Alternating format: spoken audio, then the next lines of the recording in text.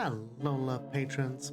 In this episode of Ironspire, the dwarves grow sick of the queen's unpopular demands and decide to make a changing of the guard. What was the most unpopular thing that your monarchs told you to do, and how did you deal with it? Put it in the comments. And like and subscribe. Enjoy the video. Alright, welcome back everybody to another episode of Fortress Friday. We return to the world of Ushul-Minbaz, the realm of enchanting, and the fortress of Datan-Datur Igath-Enriz. Ironspire, the scraped skies. I'm sure he misses you too. Millennial dream is just living comfortable life and having friends do the same. Yeah, and you know what? I've heard older people say that when they hear those dreams, that we sound exactly like their grandparents who were post-Great Depression. That when their Great Depression, grandparents talked about what they wanted to do, that their aims were very similar to our own. Alright, so last time the dwarven caravan arrived to trade, and I did the trading offline because trading is not good content to watch. It's just not entertaining. But you know what is entertaining? The stuff that we picked up. We picked up a whole bunch of like good stuff. Among everything else, a bunch of large armor from the deer people to melt down, some steel anvils that were going to melt down, and also a couple of cave dragons. Now those things are fierce. Those things are nasty. Those things are terrifying. And they were incredibly expensive. We definitely need to make more steel as a result. Seeing this guy life hack where a guy hired a sex worker. Yeah, I remember seeing that story. Like honestly, like that's incredible. It's a fantastic story. It's just that, like, yeah, the landlord thought that he was getting one over on this guy. Like, haha, yeah, I'm fucking his girlfriend, and he doesn't even know. It turned out that no, it was just cheaper for him to hire a sex worker to pretend to be his girlfriend and be like, oh, you know, isn't there anything we can do? Like some sort of arrangement we can come to? And, you know, feed into that than to, like, actually have him, like, lower the rent. Is this modded or have you just not heard of them? Cave dragons used to be fairly rare, like, cave-dwelling creatures. They did not often show their faces, but they are incredibly powerful. They're terrifying in combat, and as long as they have the ability to grow to be ancient and massively powerful, their full adult height is reached after 1,000 years. Actually, let me double check that. I mean, I don't want to... Yeah, their maximum age is immortal. But yeah, let's see. Yeah, according to the wiki, they grow into their full adult size, which is larger than a forgotten beast, after 1,000 years. So because our world isn't even 1,000 years old, there is no such thing as a fully grown cave dragon in this world. They would have to have existed in a time before time to be fully sized. You could take one in a fight, right? Okay, ooh. This cave dragon here is not one of the ones that we just bought. One of the dwarves brought it in as a pet, and it's laid 3 fertile eggs. Now, cave dragons hatch at about the size of a fox, and they take a full 1,000 years to grow to their, like, full forgotten beast size. But they are very much, but yeah, they are fierce and powerful, and they can fuck creatures up, no problem. And they can be trained for war. Lol, why is a time before time is recorded history, and yet nothing yet remains that was older still? Yeah, there are creatures in this world that exist from a time before time, and most of the time, those things are forgotten beasts and the like. So in that way, it is possible for creatures from before then to exist. It's just, you know, they're not very, like, the history of that point is not very well recorded. Oh, no, I don't want to put the artifact chain on my bolt thrower.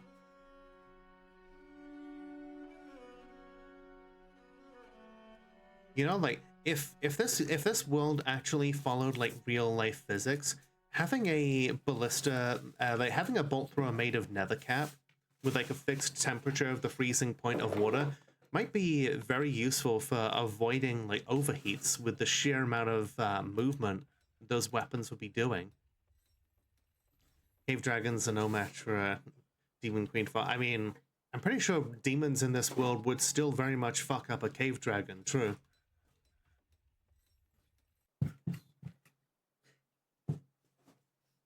Pablo is pear-shaped today. I appreciate the update.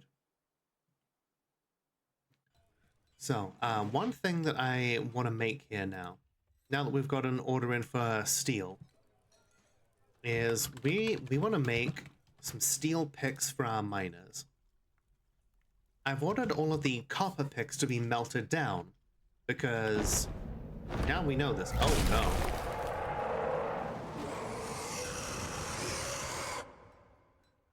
The were-bison child Uzbu Genardastruk has come.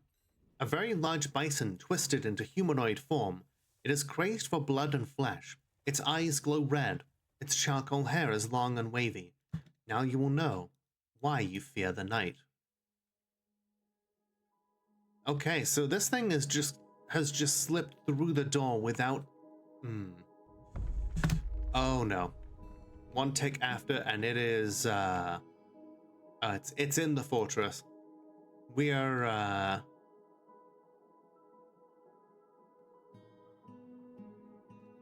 Yeah, I feel like Duchess Tara is, you know, her paranoia is definitely, like, ramping up into overdrive at this point. Permission to panic. It's just one were creature. We've taken on were beasts before. And it's only 6 years old. It's 6 years old and it's a legendary dodger. Okay. But it's like, its unarmed combat is, it leaves a lot to be desired. Now this Fisher Dwarf here, I think he's in trouble. In a fight, right? Yeah, exactly. Okay, okay. Where's the military when we need them? Alright, let's see. Were Bison misses, the Fisher Dwarf misses. Fisher Dwarf jumps away. Oh, okay, okay. He's still dodging. His lower body is bruised. Okay, because the Were Bison child punched. Okay, that's fine. Okay, the Fisher Dwarf is still dodging around. There's some other bruises. None of those seem to be... Okay, there's still punches. There's no biting that's gone on so far. I do love how Countess Tara is just continually oh no, that's blood. That's dwarf blood. Okay, okay. That's still not a bite though. There's punches. There's a kick. Kicks the Fisher Dwarf in the left foot, and the injured part collapses into a lump of gore. Okay, okay. The Fisher Dwarf says, "This is a fight. I laugh in the face of death." Okay, so that's still not a bite, so he's not infected. Oh boy. Here comes a regular, like, dwarf mason to join in the fight. Oh, the web... okay, there's the bite. Right in the head. And the web bison is just shaking the poor fisher dwarf around by the head. Even if he survives this, now he's infected. And he's dead. Oh shit, there's Bailiff. What are you doing here? Nobody asked you to join in on this fight, Bailiff.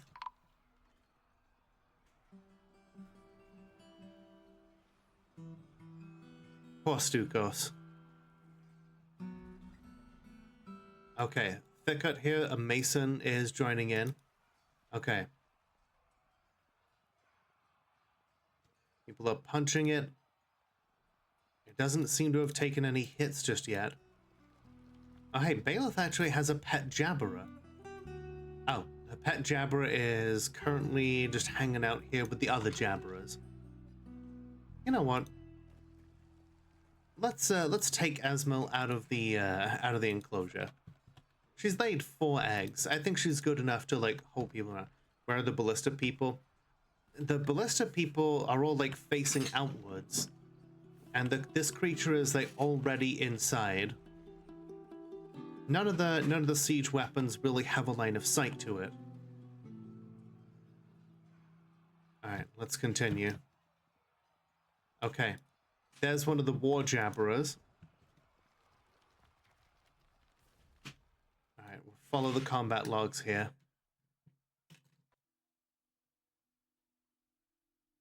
The army is coming. It's just taking a hot minute. The web bison child says, "Death is all around us. This is truly horrifying."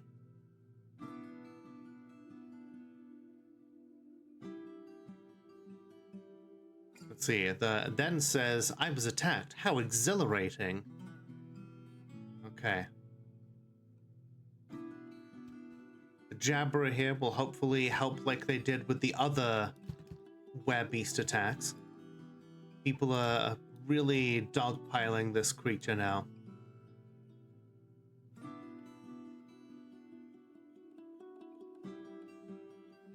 Okay.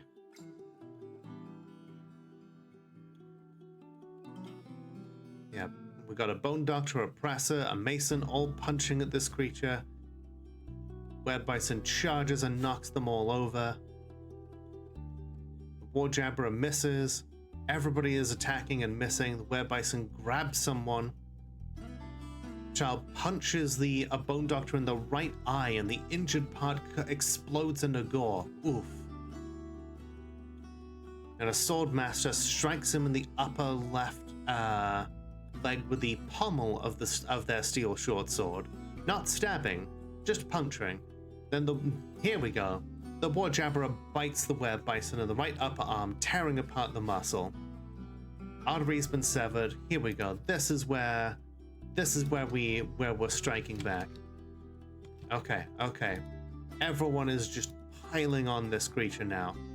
Look at all of those wounds. Oozing blood everywhere. It's running away now. There go guts, and then there's its corpse. Let's go right down to the bottom though, just to make sure. Steel battle axe. Were bison kicked a cat in the foot, and the injured part is smashed into the body, an unrecognizable mass. Oof. So yeah, the were bison here was it managed to kill one of our dwarves, punched another one in the eye, and that dwarf is probably not going to oh shit. Were bison bit one of our carpenters. Oh, who was the carpenter?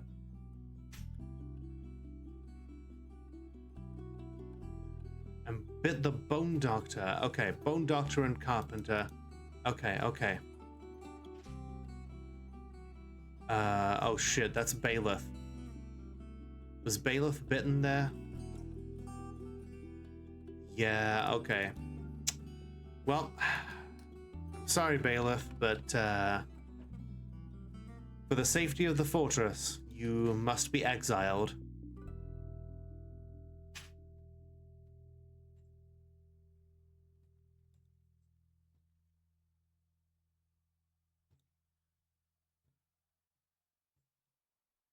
By the way, your succession for what you started is going on? Hell yeah.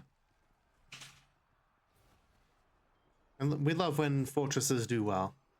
Okay, so there was a carpenter here that was bitten as well. Was it you, Olin?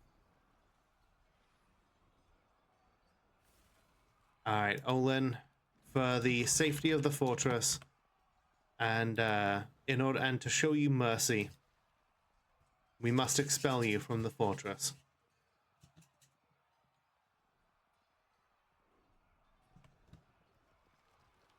Okay, a goblin bard is coming to visit.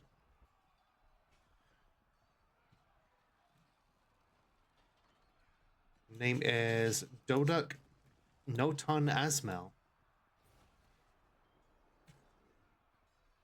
They're a part of the Relieved Lies and the Cult of Starving. And they're criminal of the Spiteful Jackal.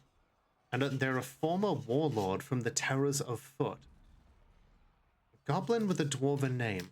Not uncommon to us here, but this guy is not from around here. Goblin Bard sees the corpses like,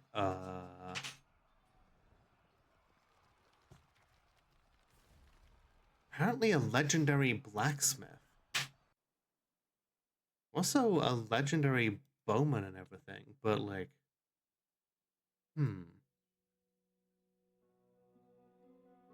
Let's keep a close eye on this so-called bard. They may be after more than they're letting on. Yeah, apparently here to take part in a place called the Supper of Gold. We have reinstated Tyrus as the second, as the captain of the guard, so we're gonna have ourselves a little interview with this goblin.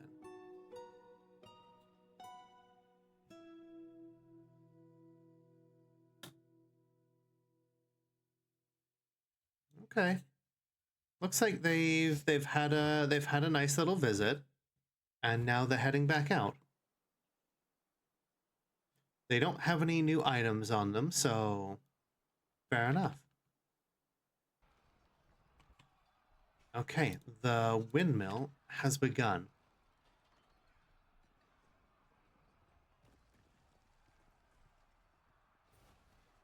Oh shit, we have agitated animals.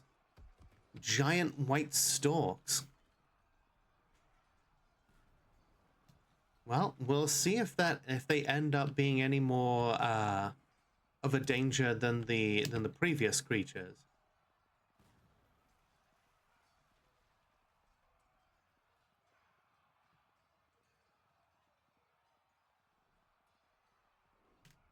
Let's see, Lesno.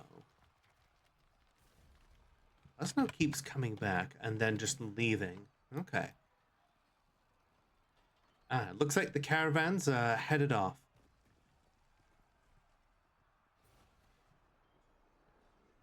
Look at this person here, a snake person, a criminal, from a place called the Poisoned Riddles. Alright, their name is Zulban.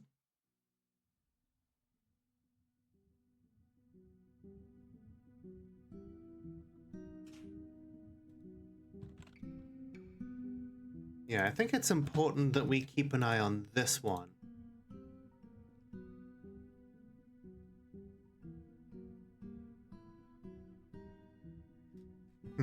Just casually starts getting into an argument with people on the way through.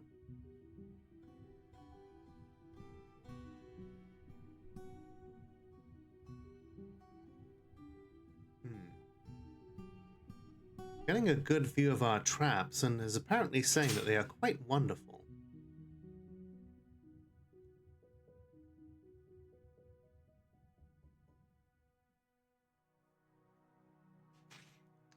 looks like the, you know, we'll check in on them in a minute. We have our, what are windmills being put up here? Now, the reason I've got these windmills is I want to do a, mist generator. And I've been checking out some tutorial videos. They're, you know, it's apparently quite easy to make a fairly basic one. Hydrate, none shrimp? I will.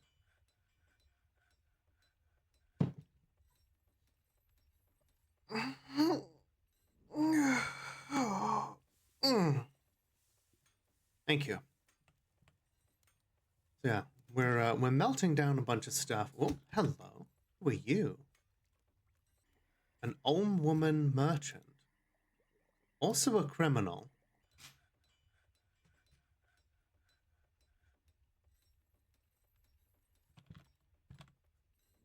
You know what? We're gonna add you to the list of interviewees.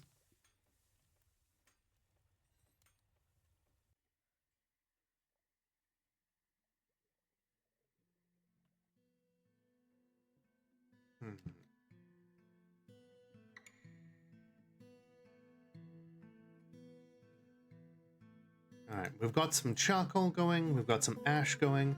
I'm also adding in some potash here because I want to start fertilizing the fields.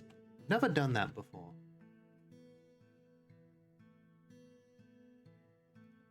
And it's something that I feel that because I've never done that before, it's kind of led to me like neglecting some important stuff. Oh, and I want to implement a certain command here, idle crafting. So this allows dwarves to independently craft objects when they have the need. So we get to mark specific craft dwarf workshops as like being available for someone to just come along and like allow a dwarf that has a need to make something to just go and make something.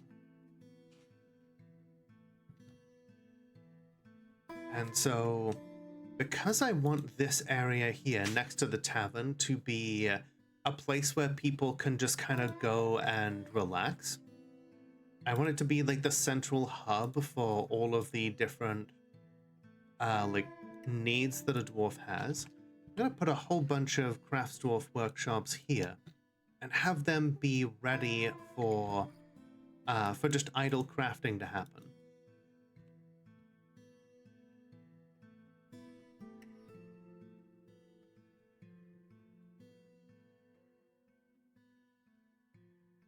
Yeah, now we need to press honey from honeycomb. Because now mead is so much more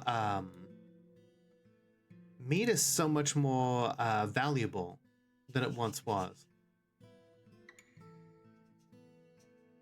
It looks like we punched and shot a giant stork to death.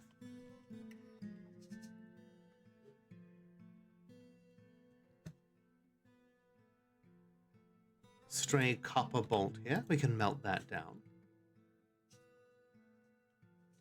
Honeycomb big, yeah, it's not. Is that a reference? I don't get it.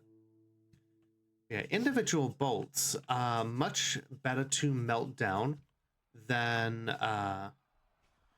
like a stack of them, because due to a peculiarity in the game's code, there is a minimum amount that any object melted down is worth, and that the amount that it's worth is the minimum that it's worth is 0.1 bars. So if you're able to get 25 different if you're able to get 25 different bars, like singular bolts, you get back like 2.5 bars, which is a whole lot more than it took to make them. And in this way, you can violate the laws of physics and create extra metal for free.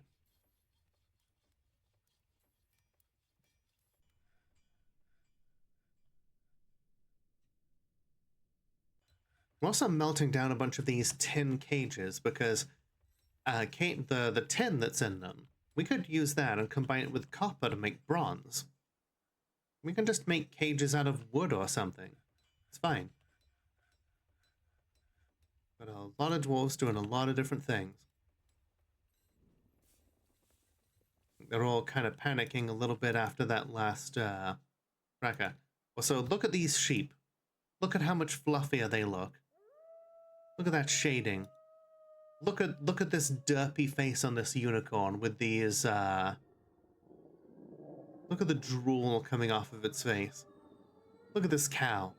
Look at this, it's a bull, but like, yeah, look at this horse. This horse is amazing.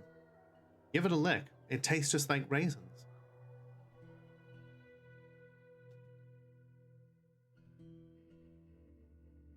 Okay, cool. So, we need a gear assembly here.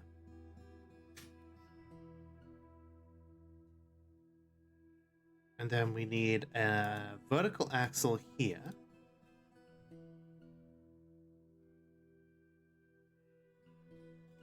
The snozberries taste like snozberries. Okay, so we've got an agent who's visiting. Iqua.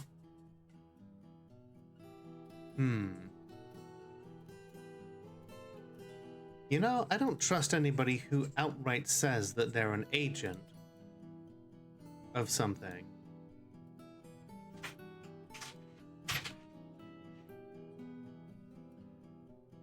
And that's Sporo the Lieutenant.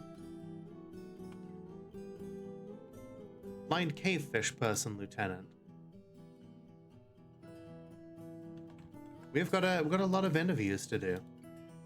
Let's check and see if there have been any new results.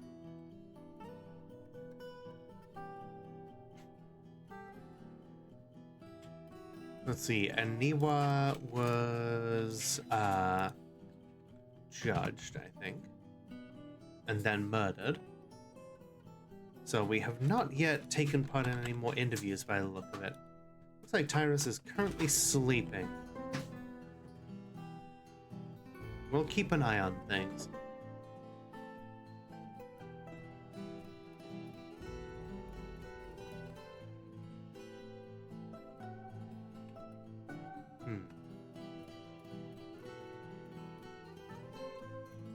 Bunch of Rutherers just dead here from the hunt.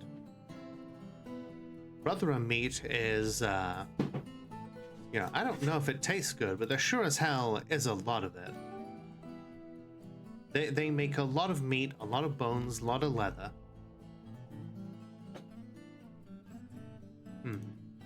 Well.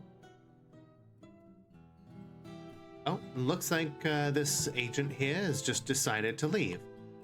Oh, hey, one of the agitated giant white storks got caught in a cage trap. Excellent.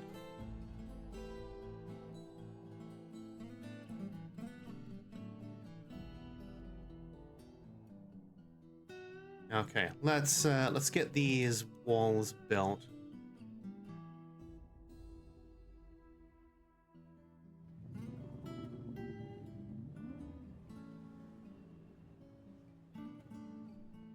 These walls and these mills.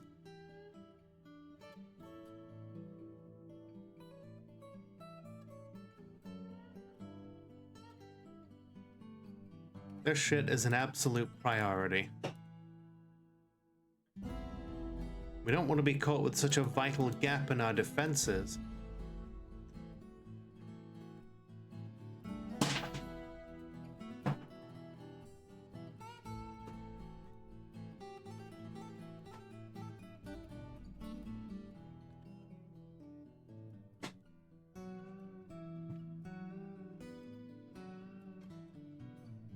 Also saw a video of someone fixing the transportation in Minecraft, and good god, I wish the improvements were in the game. Yeah, the modding community has done a lot to revitalize that game. Okay, Sid is coming to help build one of the walls. Very good of that.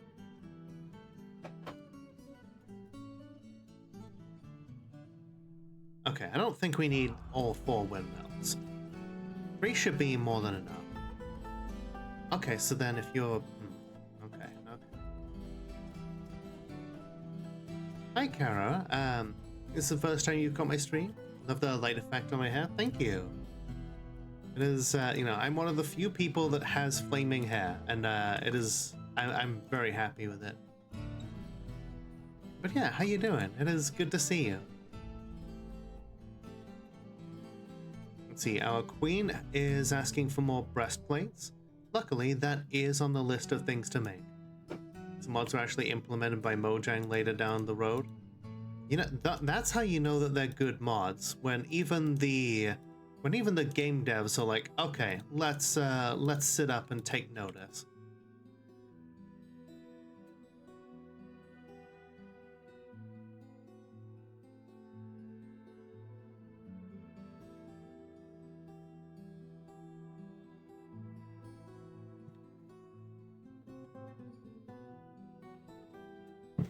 Oh, nice. I've never picked up Diablo 4, but I've seen friends enjoy it, and you know, not a huge fan of Blizzard these days, but yeah, if you're enjoying it, then more power to you. All right. So something else I'm doing here is I'm expanding the target range for the siege weapon, like archery range. We need more siege weapons down here to give people something to practice with.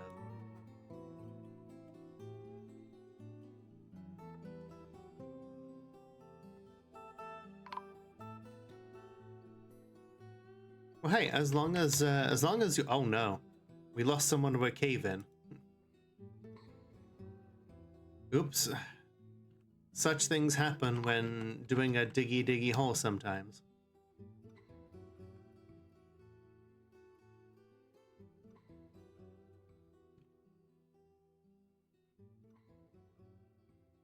Alright, since the trigger.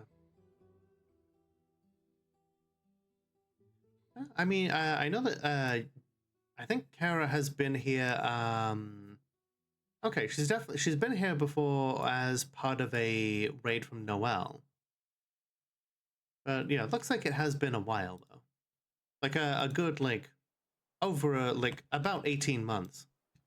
Yeah, I mean that's a long time, you know. Sometimes you come back and it feels like new.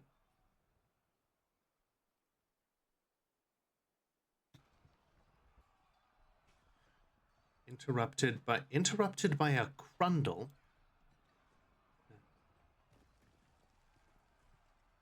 Hi, Black Dragon. How you doing? Yeah, this is the Pandora outfit. The Halloween outfit that, you know, I hope one day to make into a full alter ego.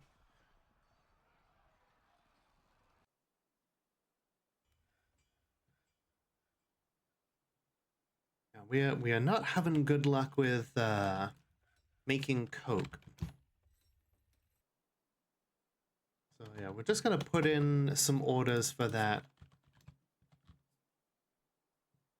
across the magma furnaces too. Evil mode is cool. Thank you. I really want to expand it at some point. Okay. Nish Eshchan Idith. It says Nish, but it's like got it in it's got it in like a pseudonym.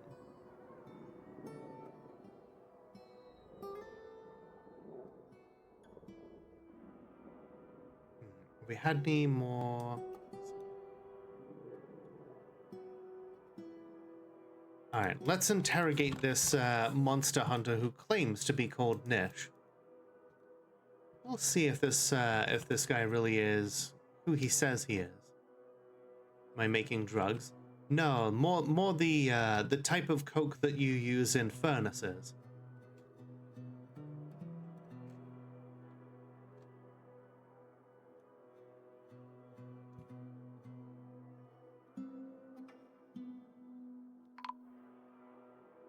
Section of the cavern has collapsed. Oh, not again.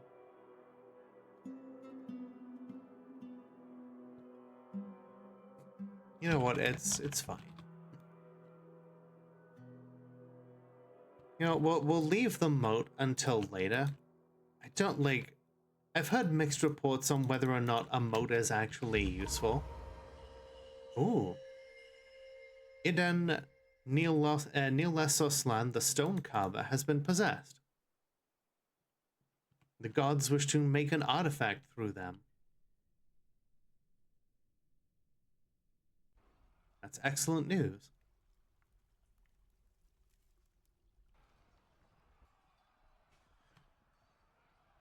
Alright, let's see.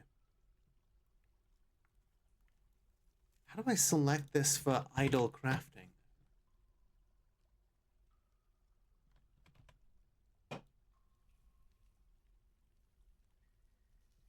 This script allows you to mark specific, okay.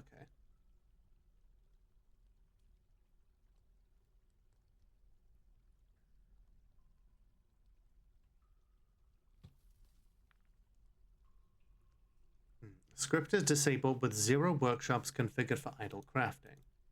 So then, do we do idle crafting enable?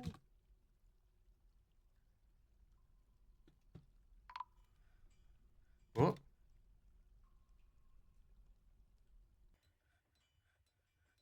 Why is this person dead?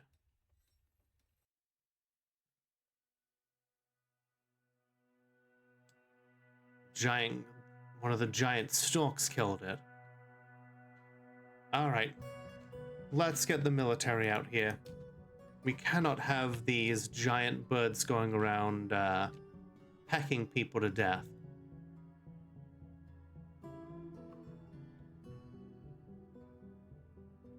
The stork is supposed to bring lives, not take them.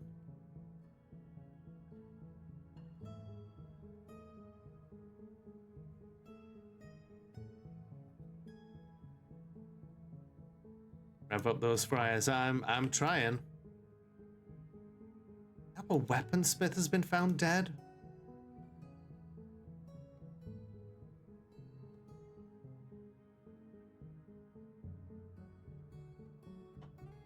Who the hell killed this one?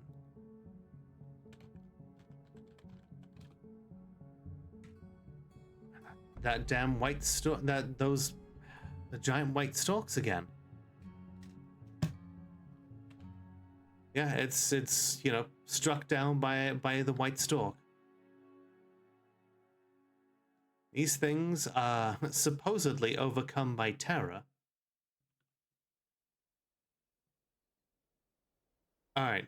Syrakanu's Siege Corps, ready yourselves.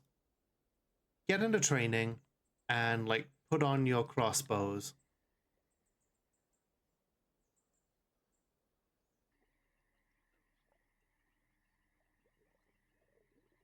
We're going hunting.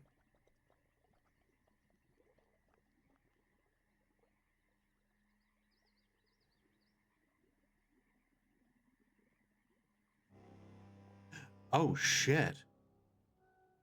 I guess that will have to wait. Everyone get inside. An army is invading. The army is commanded by the elf Nokgol Distant Winter, a competent commander.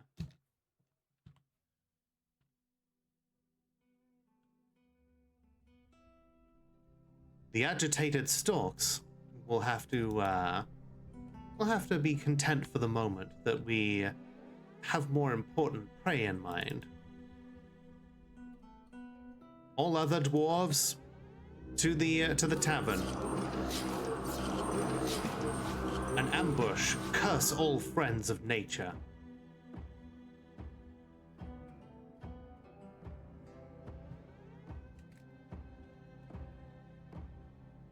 Let's see. Nokgol Rutho Sheka. What language is that?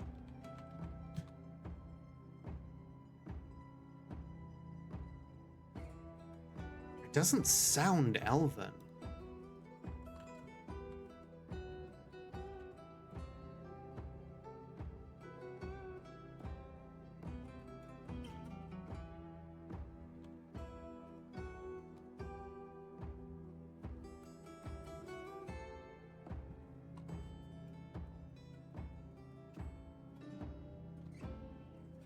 Like, it sounds human.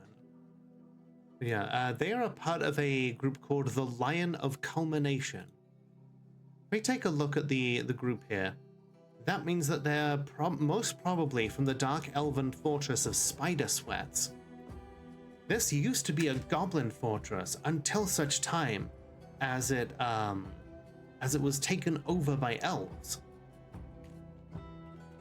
A feat that somebody, you know, that a paranoid individual like our countess would say is clearly a sign that the elves have a whole lot more going on in terms of their leadership abilities than we've been led to believe.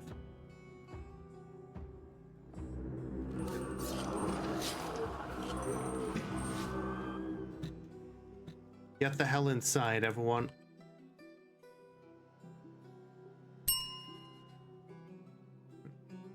How you doing, Archangel?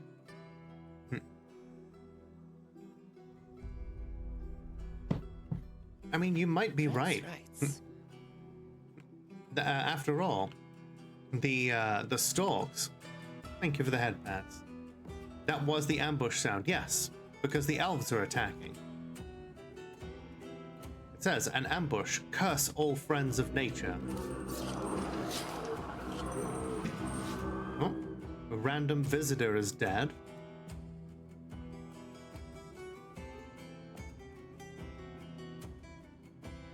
This is not all elves, though. Some of these people are humans.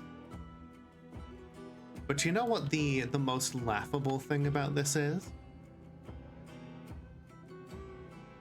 Is that despite them being a prolific force commanding a great many thousands, they are still only equipped with weapons made of wood.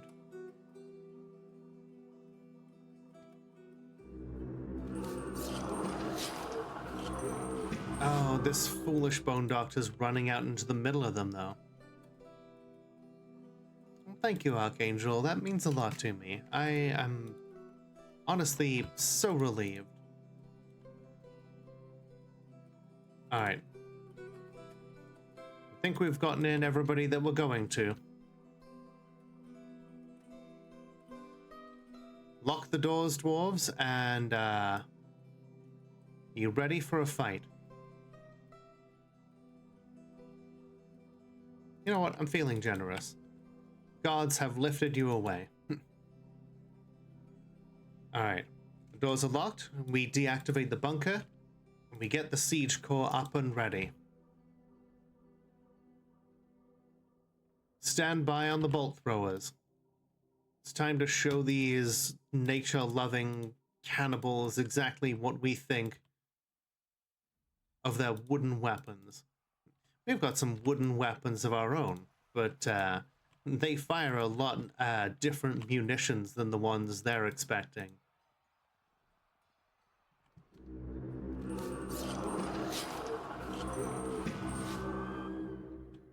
Oh no, there's a dwarf.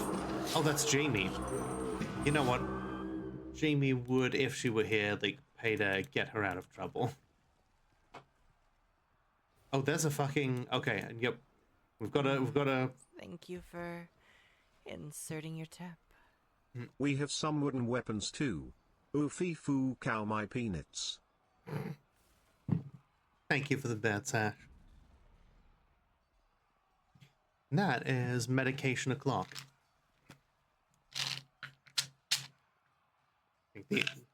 Right as we're deconstructing and reconstructing a key part of our defenses, that's when they come to attack us.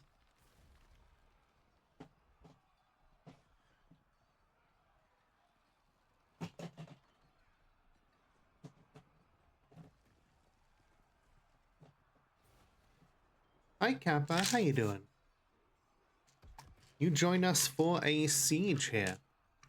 The elves have begun their attack. Enjoy throwing rocks as an ogren. Personally, I love the big box of fun. I think someone tipped them off. You know, It's possible. What are they firing at? One of our cats? Those monsters.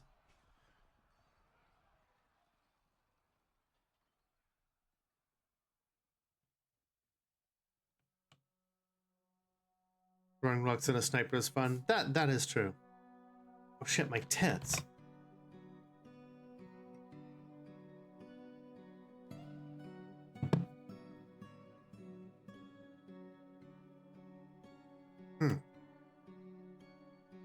Let me just reset my tits here. There we go.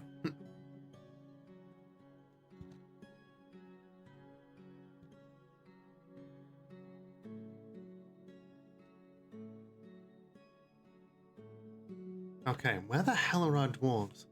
Okay, we've got one up here who's ready, but I don't see anybody who... Oh, wait, no. We've got at least one enemy swordsman up here. Fire at enemies. Whoa, there we go. They've spotted an elf swordsman. Let's see what their cotton tunic and long cotton skirt do in the face of 100 bolts of cat bone and beak dog bone, apparently. And also copper. You know, it's probably good that they loaded the bone bolts first, because it just means that that we're not wasting the good bolts on them. Brrr. Wow, that clothing has just been annihilated. They are just covered in frozen blood spatter and tears and sweat, just instantly shredded. All right.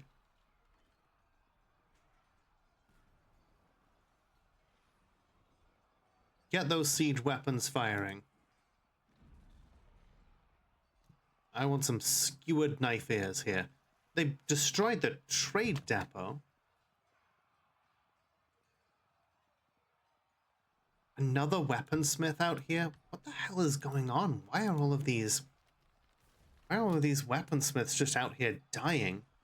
Well, luckily we've got a bunch of other good weaponsmiths in the fortress.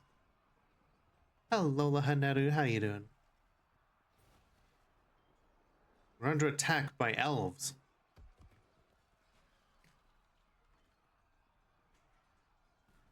Hello. All right. By the power of Twitch chat, you are made whole.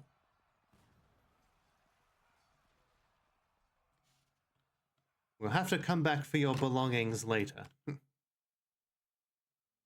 Hello, my twin. Hello, it's good to see you. How's your day been? Please go follow my twin, Haneru. She is a delightful streamer.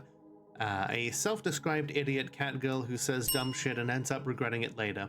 She has a whole backlog, like a whole catalog of quotes that she's said that are just fantastic. All right, looks like our siege team's... Oh, okay. That siege operator is in a martial trance, and apparently that applies to bolt throwers. You say a lot of dumb shit, and we love you for it. Hell, I've said a lot of dumb shit on your streams.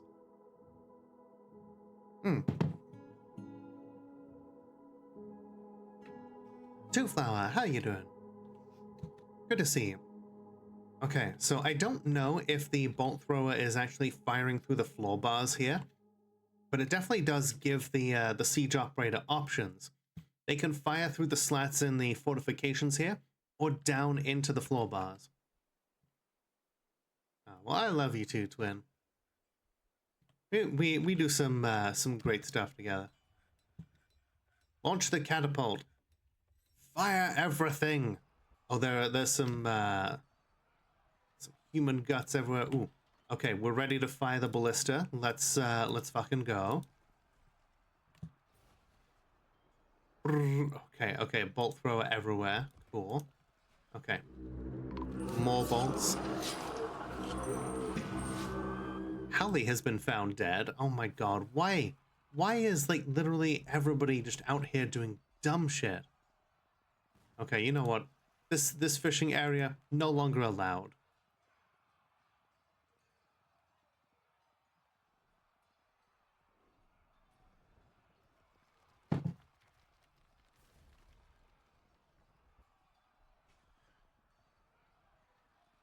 Alright, Twitch chat says Hallie gets to live, though.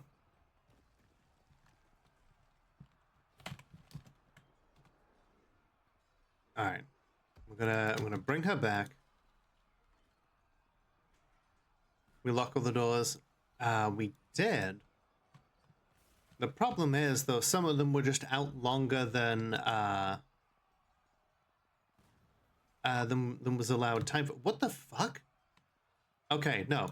Hallie is just straight up climbing over the wall and is just like, get the fuck back here. I'm not done with you. Okay. Well, if that's how it's gonna be.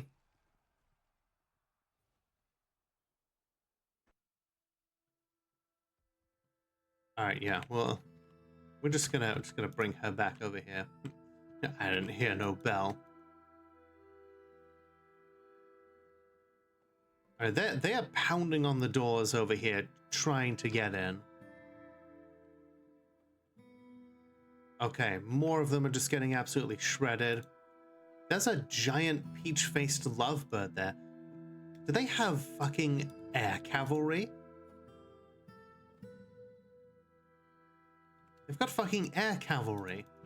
Launch the ballista.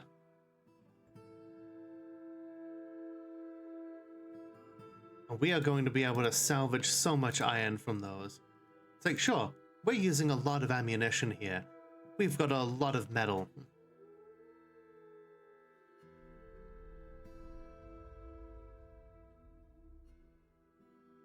God, those elves are trying desperately to find a way around. It's a great name, though. Tease Chaos Moth. Alright. Reload. We are practicing war on an industrial scale here. Our siege operators are getting a whole lot of use out of these bolt throws. Thank you, Dershland. This is the real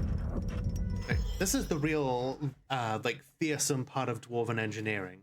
When they are allowed to make weapons that conduct war on an industrial scale, the bolt thrower becomes this terrifying game changer. Eden Nielesoslan, the stone carver, has created No Kim Edim, an obsidian bracelet. He offers it to the immortal trenches. That's a cool thing. Its name translates to Ochre Ray. This is an obsidian bracelet. All craftsdwarfship is of the highest quality. It is studded with fine pewter, decorated with cave spider silk, probably on the inside so you don't cut yourself on it, and encircled with bands of round obsidian cabochons. This object is adorned with hanging rings of hazelwood and menaces with spikes of obsidian, giant impala bone, and milk quartz. On the item is an image of Zas Climate Rags the Dwarf and dwarves in obsidian. This artwork relates to the ascension of Zas Climate Rags to the position of king of the Vigorous Nets in 284. On the item is an image of 4 forgotten beasts in chicken leather and an image of teff plants in silver. An incredibly busy and very cool bracelet there.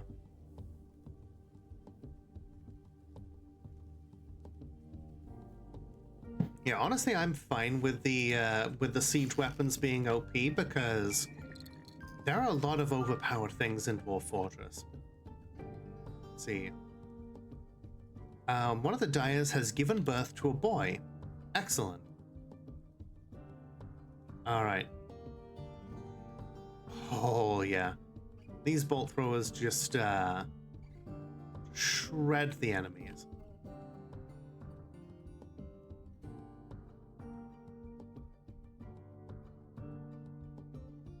Alright. Get off of the ballista. I need you to man a different weapon.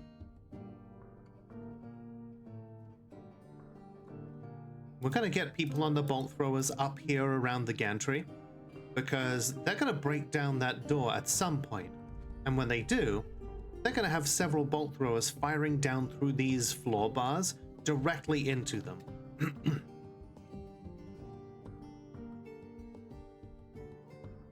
That door will give eventually, even if they are hitting it with wooden weapons. The iron guards stand by, ready for these humans to break through this door. Our legendary dwarves combined with jabberers. Chief says it's my turn on the ballista. Okay, these catapults don't have line of sight to anything. Actually, you're... Or do you? No? Okay, stand down then.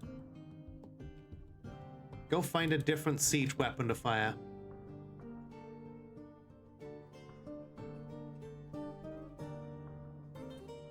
Nothing? Okay. Stand down.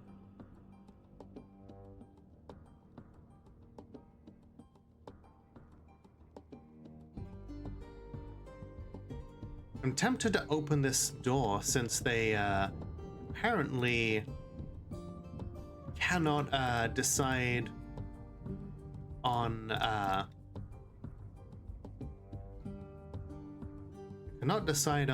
where to attack.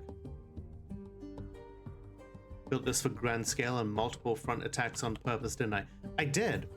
With the overlapping lanes of fire here, all of these different outcroppings can cover one another using the fortifications and floor bars. This place was always designed to not only cover multiple angles, but also always have somewhere else to fall back to. Like, even if a determined attacker really was going to break through these doors, then, you know, we've got layers of cage traps, weapon traps, bolt throwers, everything. And now that we've got a siege engineer standing ready on this bolt thrower, let's open the doors and let them in.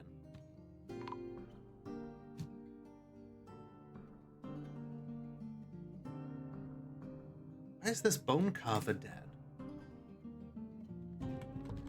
Why are so many dwarves dying? A giant cave spider? Well, enemies just cannot, enemies cannot wait their turn to die.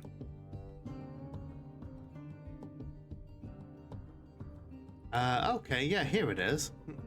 It's tired and injured and surrounded by dogs. Hopefully they can murder it to death. No, it's just going to kill more things. Okay, cool. This is... I am not ready for this. Rough turquoises, go kill that giant cave spider.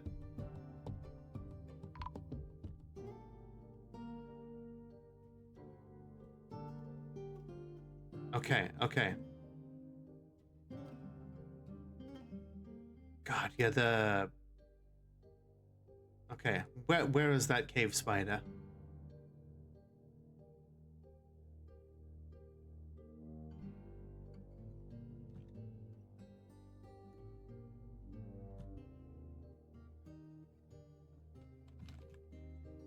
Okay, looks like the jabberers killed it.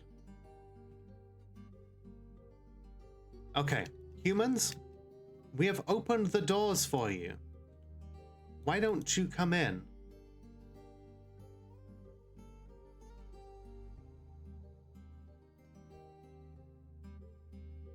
Oh, here we go. Oh my god, this bolt thrower is empty. Oh, they've gone off to load it. That's okay. They're gonna step through the weapon traps here. Y'all heard about them trans rats? Hell yeah. Okay, we've got one of our military dwarves here. He's got steel gear. He's about to make this less of an issue. All right, fuck it. Iron Guard, I need you to make these elves and humans go away.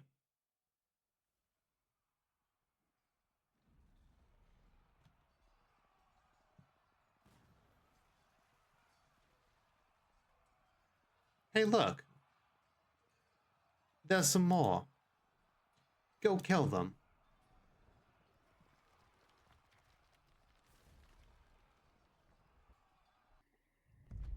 A human forlorn corpse.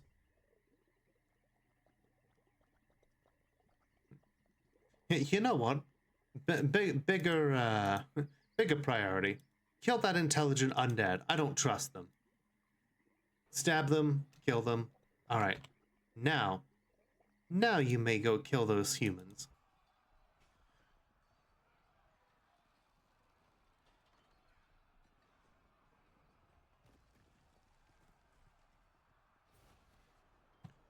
Ready for, well, not quite anything. I'm ready for a lot of things. All right. Open the door.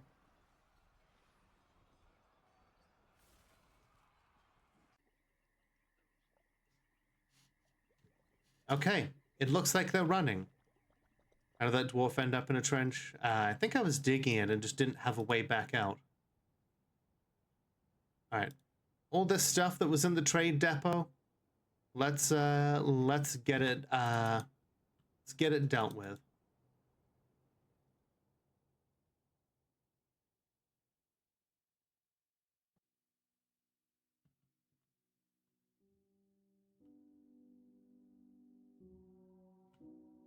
Some copper bolts here.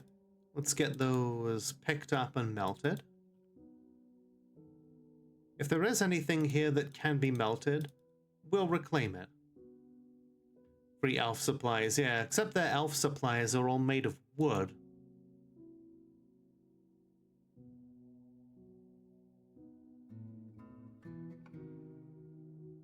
We don't want their shitty wood supplies. Alright. The humans all appear to be either dead or dying or gone.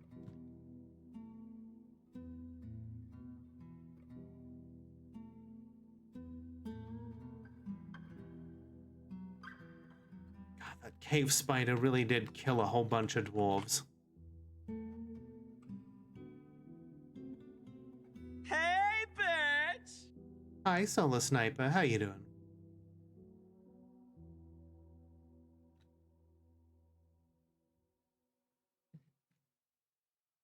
Duchess Terra will definitely add humans to her list of groups working with the elves. I mean, we've got pretty definitive proof here. I mean, they literally were part of the raid. This is pretty damning evidence.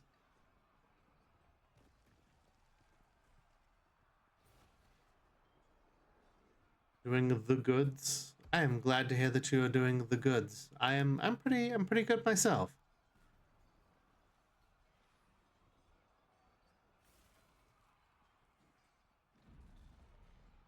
No, this is speciesism. There's an important difference.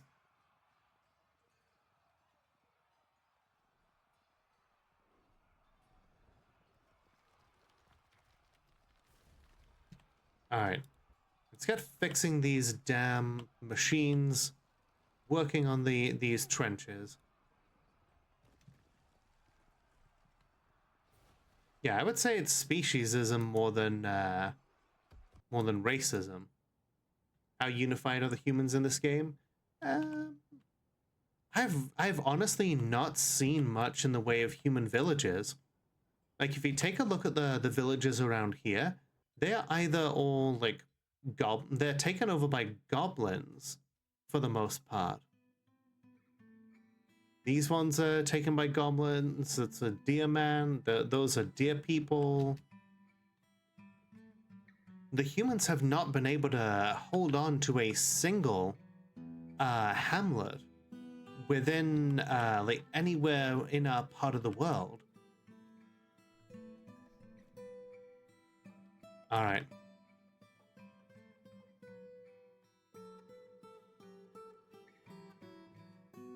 All siege engines load. but stand down.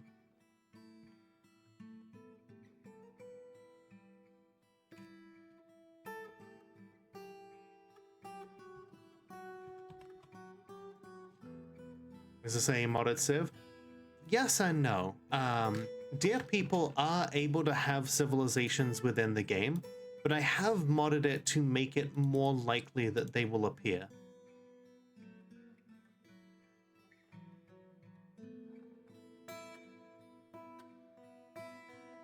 Now, one thing that is useful here is that I've activated the deteriorate corpses command in DFHack, so that even if we don't pick up any of these human or elf corpses, they will eventually just disappear.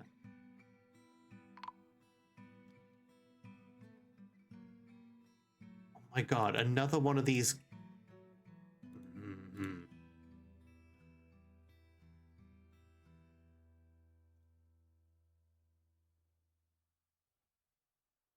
Giant stalks are out here killing people. Is it even possible in the base game? It's possible, just not all that likely for them to form their own civilization.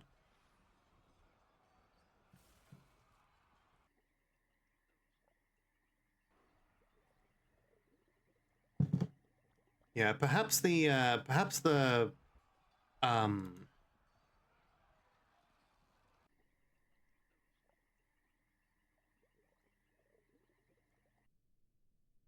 wait, why is our manager chained up? Violation of export prohibition. Oh no. What is we haven't maybe we exported some buckets by accident. Oh, this is gonna be rough.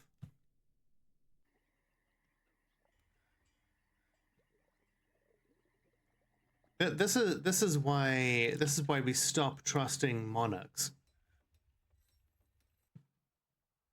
This goblin was instrumental in making sure that we could come out here and carve a future here in the fortress. And we've made sure to do that. We've prepared a great place for this queen and for the future of our civilization. But now that just means that she gets to punish us?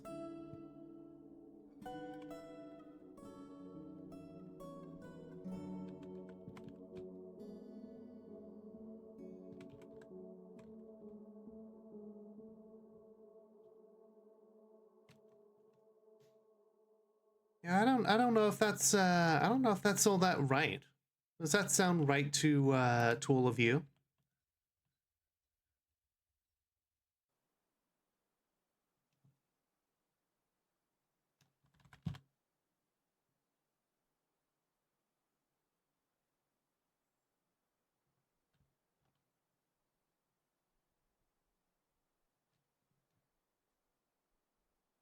We may need to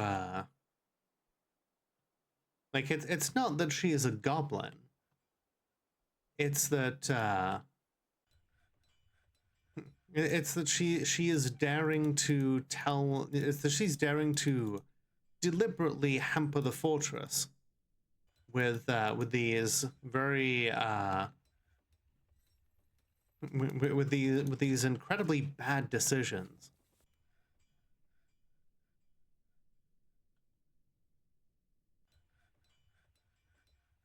Oh yeah. While we're here, remember that Cyclops that we had that we infected with lycanthropy? Well, we put one of the goblins that we took prisoner in here. We're gonna allow him to potentially earn his freedom if he can beat the Cyclops in combat. Oh, also, after a siege, we now have every creature in the fortress that is one of ours gets a positive thought of triumph. So here, this Bone Doctor felt triumph after the forces of the Lion of Culmination were defeated, at Ironspire, the Scraped Skies. So yeah, now we have it's like everybody gets that like feeling of like, hooray, the enemy has been defeated.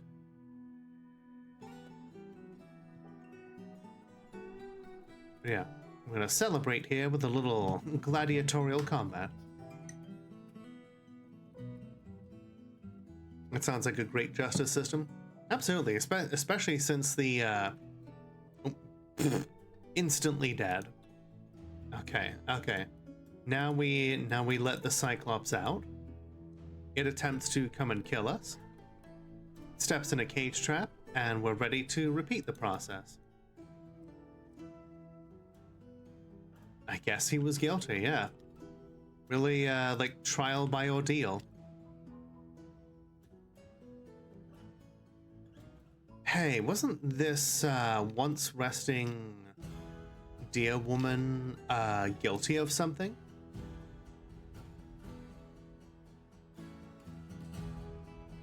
Could have sworn that somebody had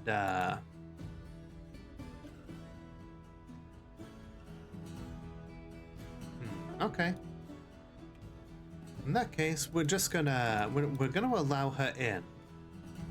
And then we're gonna lock the doors until she gets a proper proper interview.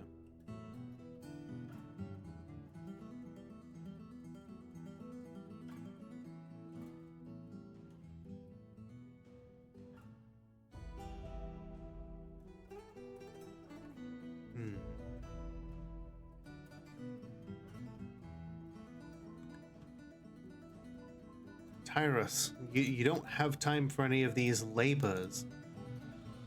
Not when you should be training. Or, you know, beating the hell out of guilty people.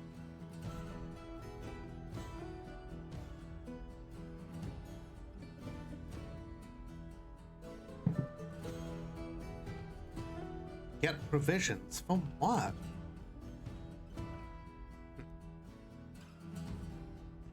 Okay.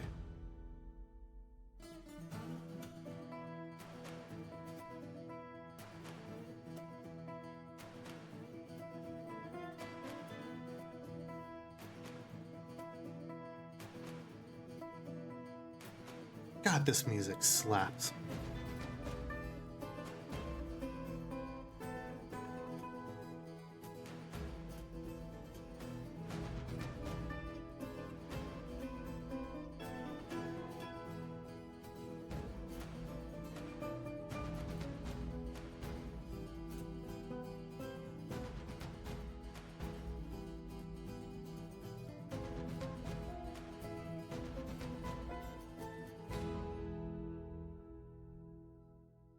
Okay. Wait, why is Archangel being hit? What did Archangel do? Violation of export prohibition. God, everyone is being fucking punished. Felt hopeless being beaten with a hammer. Relieved after being released from confinement.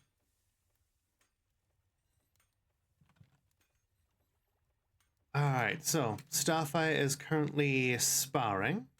Feeling pleasure after a sparring session, and upon improving discipline and learning about armor. People are, we got some good moods there. Let's see how Tara is doing. Tara is actually pretty pleased with herself right now and is busy diagnosing patients. She's got a lot of patients to diagnose, what with all the punishments that are being dealt out.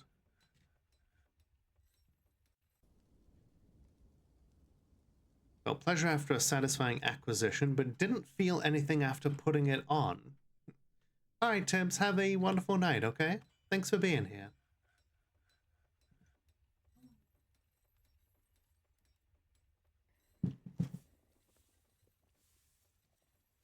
Let's see, another diagnosis.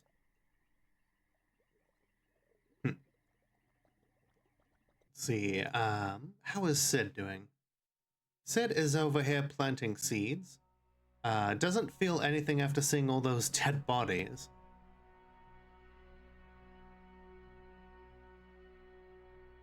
Monologue is currently, felt pleasure after putting on an exceptional item and having a satisfying acquisition. I think it's either these, like, it's probably these cool earrings and gloves that he's picked up. And now he's going off to have a little EPCP. Where is his room?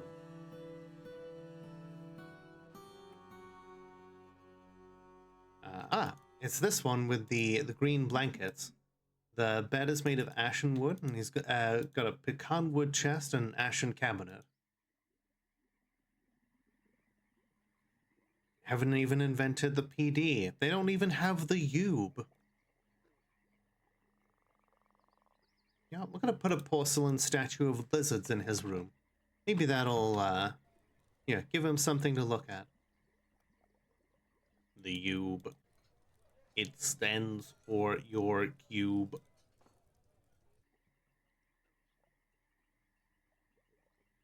The psychic weather report is, you know, a wave of triumph that is sweeping over the nation after the fleeing of the malicious elves and humans.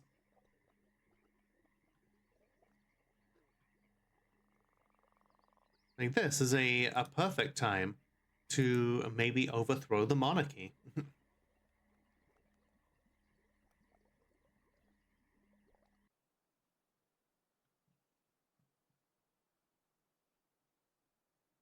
Looks like we have some people doing some hunting. Excellent.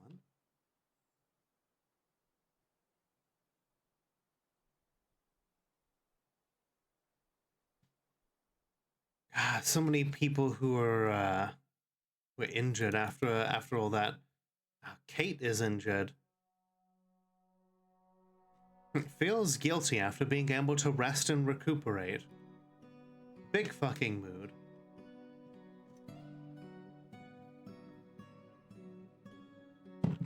A guillotine, yes.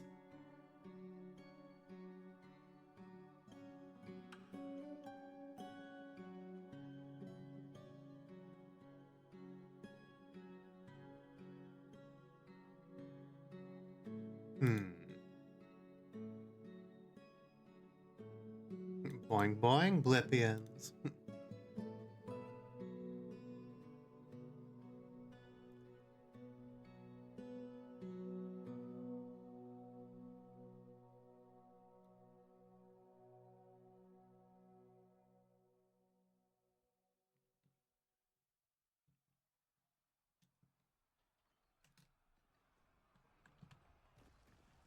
Okay, yeah, it looks like Tyrus is finally taking this mysterious elk woman undead creature to have an interview. Perfect.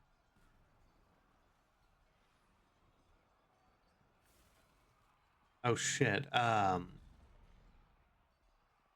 there's a blind cave ogre out there.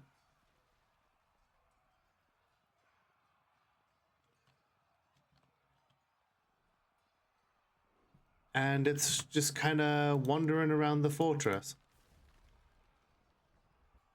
Alright, Iron Guard, murder it. A blind cave ogre is, a blind cave ogre is nothing to sneeze at.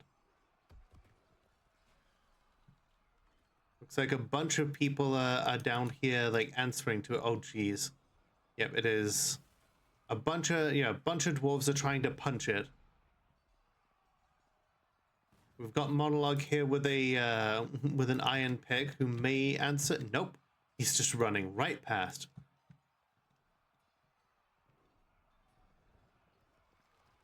Shit, Pneumonia's here. Just there's a dead cat. Oh god, Kivish here has been injured badly. It's surrounded by dogs and cats who are slowing it down.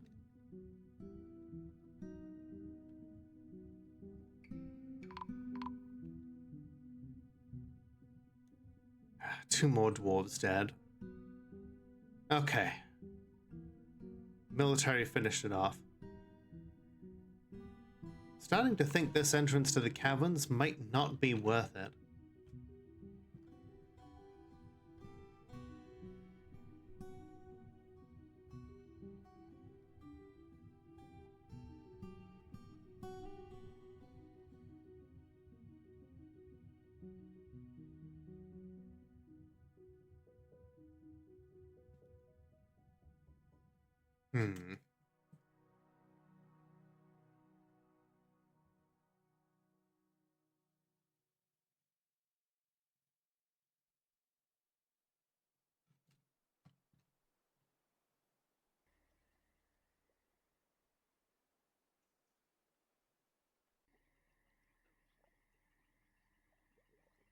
I'm having some thoughts here.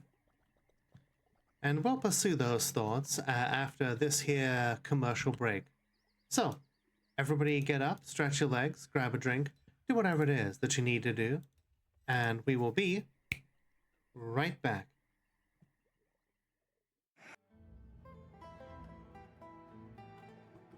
Alright everybody, we're back.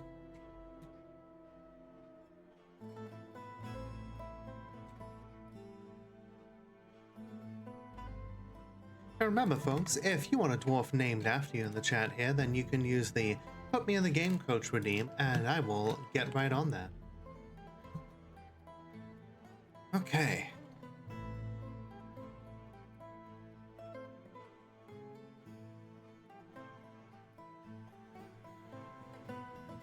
So, speaking of dwarves that are named, let's see, how is Sid Dwarf? Sid Dwarf is looking quite happy right now. He's currently decorating things with bone. What is she decorating with bone? Looks like an amulet and a ring. Do you got a preference here? Let's see.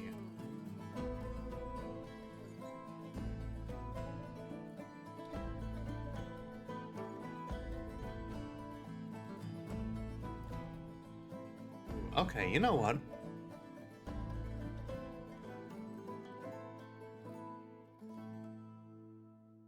I have a matching set, true.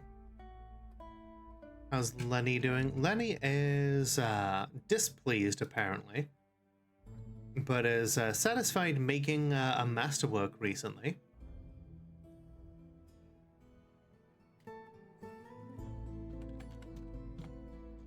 Oh, we did just appoint, let's see, this creature is miserable right now. So you know what, we'll move stress. There we go. And you shall be 2 Flower of Ironspire. 2 Flower is a scribe and also an engineer here. Agile but quick to tire. It has straight hair, very long hair which is braided, high cheekbones, a concave nose bridge, a short and narrow head, with copper hair, dark brown skin, with bronze eyes. Has an amazing memory, a natural inclination towards language and willpower, but has little natural inclination towards music, a poor kinesthetic sense, and next to no empathy. Well, you know, it's not always completely one-to-one. Dislikes helping others, is very rarely moved by curiosity, doesn't generally think before acting, is given to flights of fancy to the point of distraction, is rarely happy or enthusiastic, is conflicted by this as she values parties and merrymaking in the abstract, likes to brawl, tends to assume the worst of 2 outcomes will be the one that comes to pass, is not particularly interested in what others think of her, tends not to reveal personal information, makes a small mess with her own possessions, is grateful when others help her out and tries to return favors, tends to form only tenuous emotional bonds, occasionally overindulges and is troubled by this since she values self-control, and tries to do things correctly each time. Personally thinks the entire concept of sacrifice for others is truly disgusting due to suffering a major injury a few years ago. Greatly respects individuals that persevere through their trials and labors due to experiencing trauma, values self-control, does not care about fairness, and does not really value skills related to fighting, and dreams of crafting a masterwork someday. Two Flower likes stoneware, nickel silver, plume agate, lion tamarin leather, jute fabric, pigtail paper, large gems, jabberers for their frightening beaks, cyclopses for their single eye, the words of the watchful savants, and the sight of the taciturn skirt. When possible, she prefers to consume date wine, honeybee royal jelly, and rice flour, and absolutely detests rats. Goofing off with this solo RPG thing all day, feel like you're letting Nemesis sit idle. Honestly, maybe that's for the best, you know, if maybe the solo RPG thing is what you need to like have a break and then come back at it with a fresh head. All right, we're gonna give Two Flower here a pair of jabberers for pets, because Two Flower's dwarf has a preference for jabberers. That should be sure to make that'll help ensure that he does not get miserable again. He's currently going off to have a drink, because all dwarves require alcohol. Is getting some dwarven ale in a very nice copper goblet, and among other things is wearing a crown made of honeybee wax. Nice.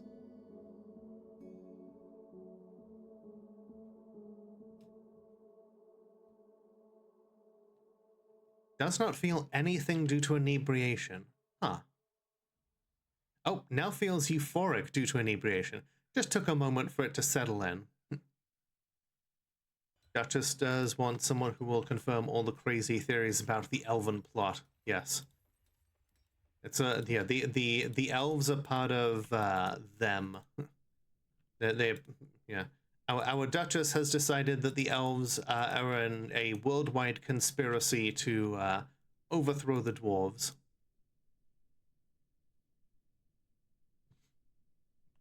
Ooh, Jabberer hatchlings have popped out. And baby cave dragons. Hell yeah.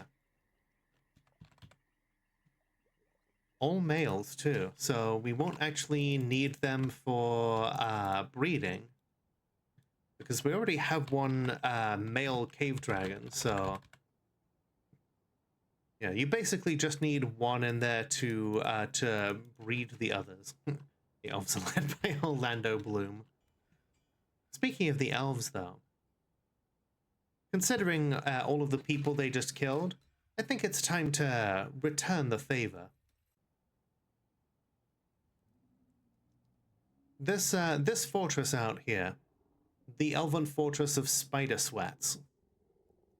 We're gonna send the rough turquoises and the snarling trades out on a raid there.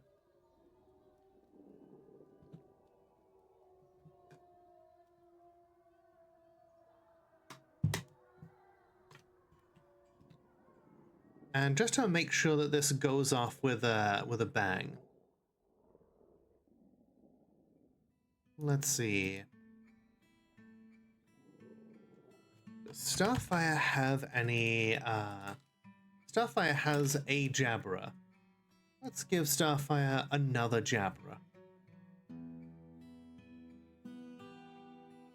After all, these murder birds are they're here to be you know, part of our military, our war animals.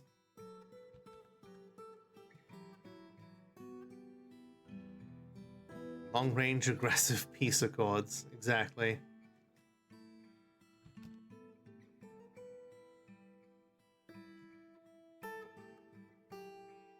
Okay, Zon does not have a Jabra yet, so let's give him one. What was that notification?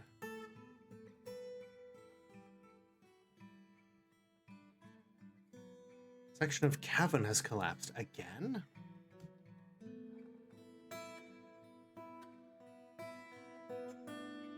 Okay, you're fine.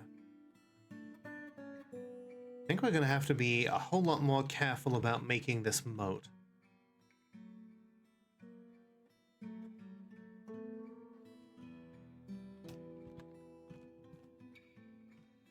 Actually, I was gonna just do a mass order for melting metal objects, but that would be inefficient because there are only certain forges here that have actually been designated for melting, because those are the ones that are keeping track of what objects have actually been melted. Those are the ones that will tally up how much extra stuff we can actually get from melting.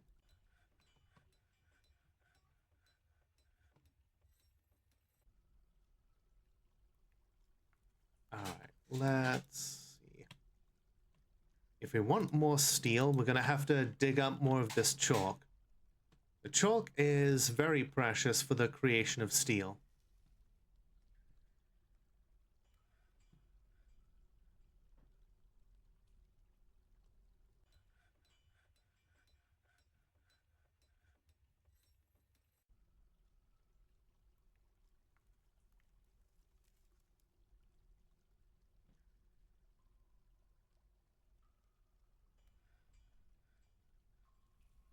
Here we go, a nice extra big chunk of flux stone.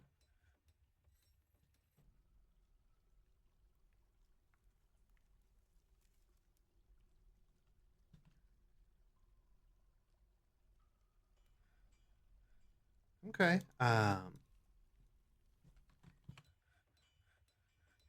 This dwarf over here, 20 years old, already a talented weaponsmith.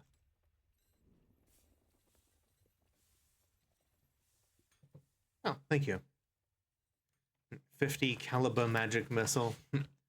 I feel like that's what the ballista is for.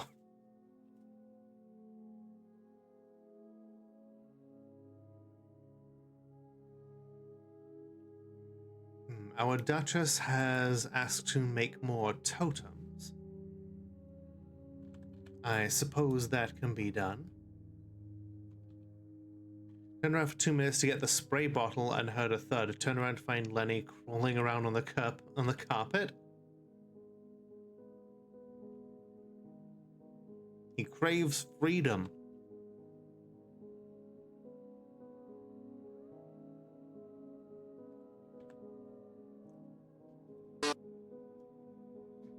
Hi there, Metha. How you doing? We've taken a bit of a beating in the fortress here after an attack by humans and elves, but we're gonna go get some revenge on them.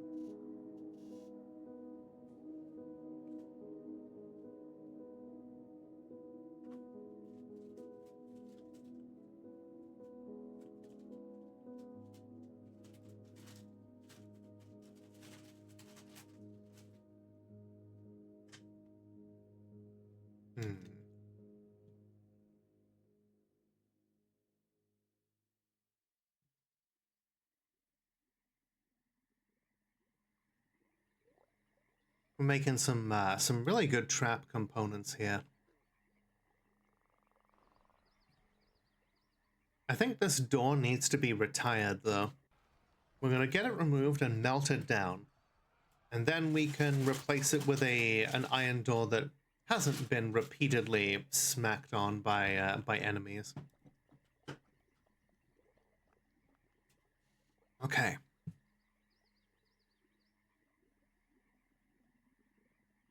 So this part is particularly exciting to me because I've not actually used windmills before.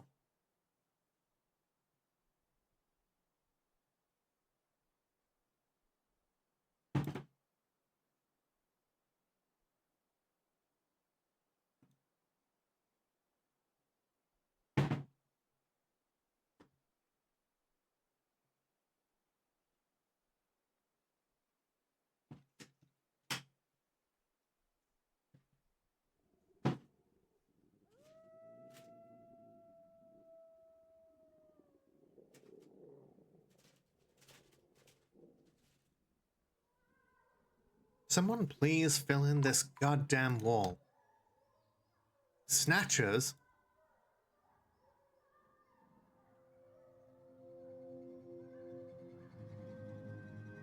Those damn goblins. While most of our military is out here trying to encounter the elves, the goblins want to remind us that they exist. And they've brought crossbowmen with them to seal the deal.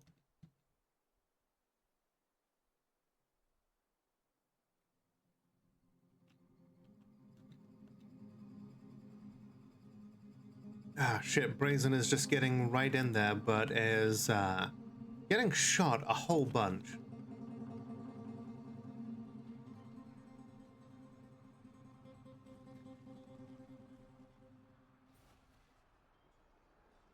Get those siege weapons firing.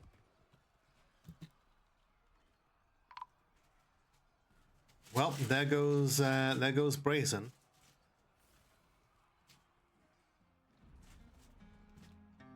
Okay. Ilral here is coming up to fire the bolt thrower in kind.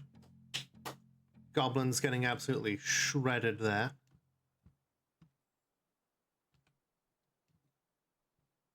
Catapult was launched.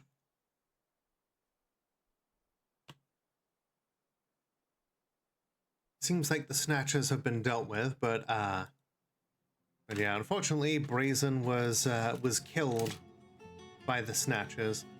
But hey, look, one of them is still alive.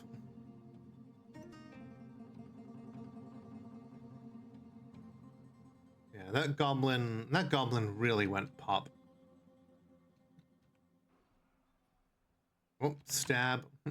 And then Jabra there just mangled the last of them. Oh, Mitha out here just bludgeoning them to death.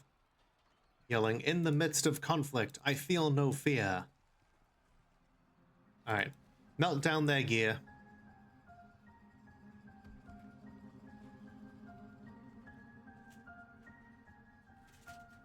Just left you a stinky gift. That's just how you know that he cares about you.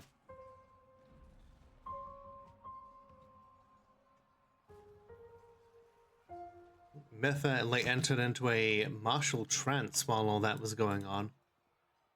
It's kind of like bullet time for dwarves.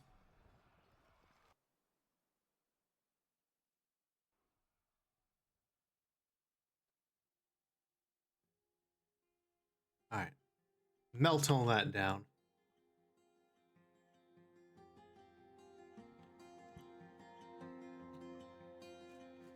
Now begins the task of, recovering our dead, honoring the fallen, and then getting back to work. Okay, so now that we've got all of this power generating from these windmills, I'm gonna get a gear assembly here, a vertical axle here,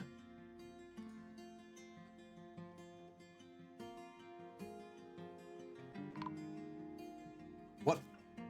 An elf performer has been missing for a week? It's just an elf. We don't really care about the elves.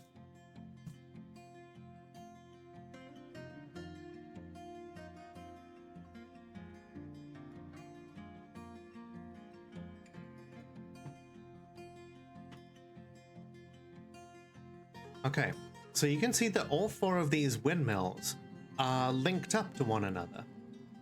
And then they're linked up to this gear assembly.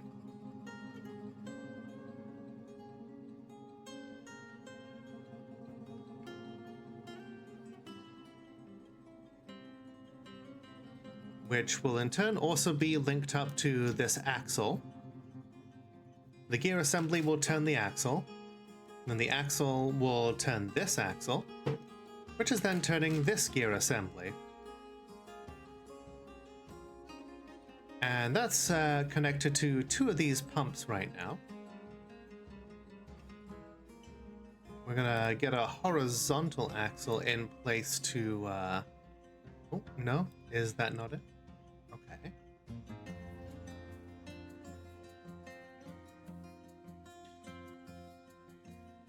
Okay, no wait, yep, let me try that again.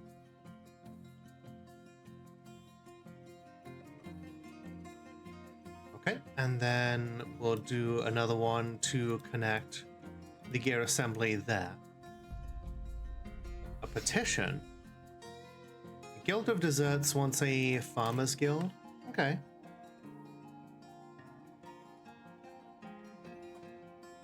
I'm not building a mill though, Ash. I'm building something a little more ambitious. Okay, so the guild of the Farmers Guild already has a guild hall, so we're just gonna add a few statues in here to boost its value. Mills are great for keeping dwarves happy. I mean, we've got dyers, workshops, and querns for that.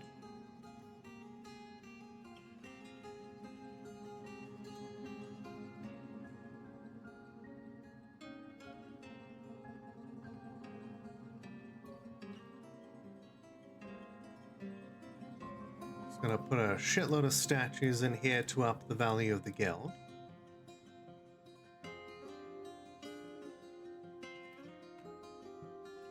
I know mills are faster, but that's not what I'm using it for.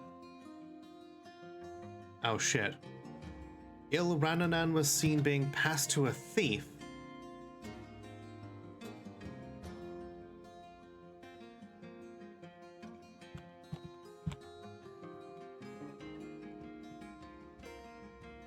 Our perfect gem. It's being stolen by this motherfucker here.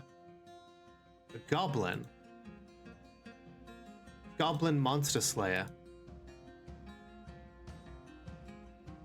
Make him dead, everyone.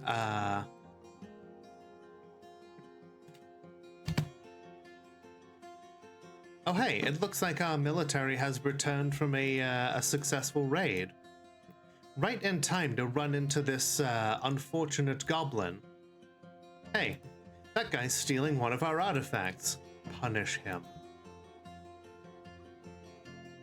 Instant justice.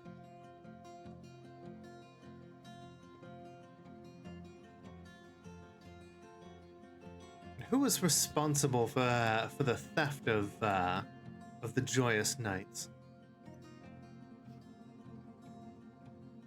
One of our metal crafters. Well, that's a shame.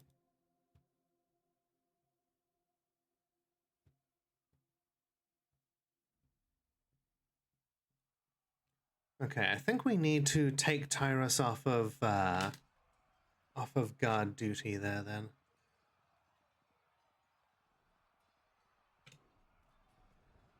And put in another dwarf. Tyrus can't be going out on raids and also doing interviews. It's just not viable. All right, let's take a look and see what our raid caused. So we went out to one of the Wren people to get contact for a different mission, and now our raid on Spider Sweats. Starfire led the attack. The defenders were led by a goblin. Starfire outmatched the goblin with a cunning plan. Let's see, we clashed with 149 goblins, slew 9 of them. Striking down goblins here. Zephon's got one, Alath got one. Looks like an elf was struck down, another elf, and a human. And then Tyrus clashed with 322 goblins and slew 10 of them. Now that's a good record. Honestly, you know what? Maybe Tyrus has missed their calling. You know, maybe we just need a new captain of the guard, someone who can conduct like someone who can conduct interrogations and leave Tyrus free to go out and do a little raid and a little murder.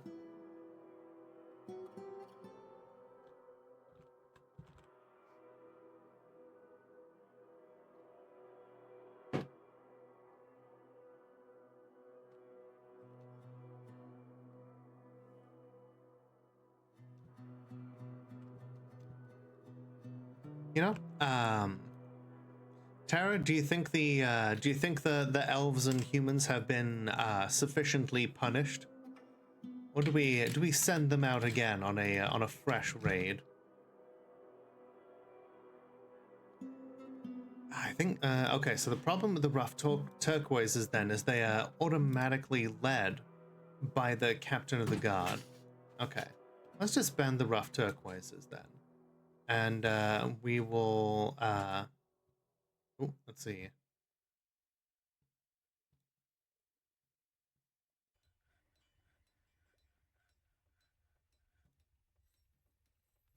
I'm gonna get people back in the military here.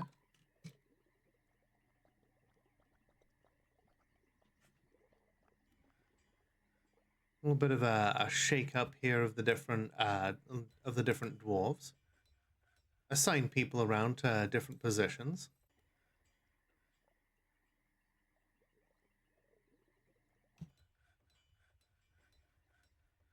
Trap has been found dead. Why? The hell?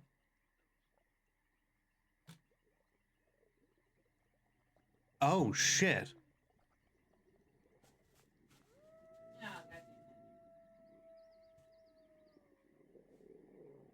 One of our enemies transformed into a were-ape.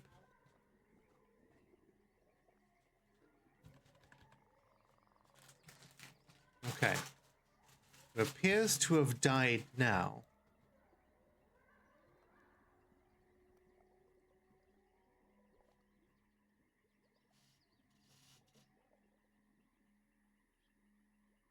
There really is just like a shit ton of were creatures here.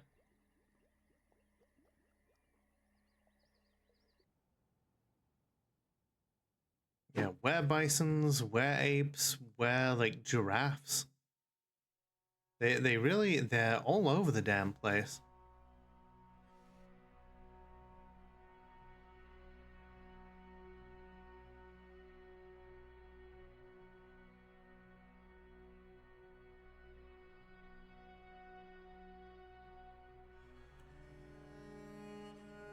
Okay, looks like one of our axe lords found them in time though. Oh shit. One of our metalsmiths was bitten.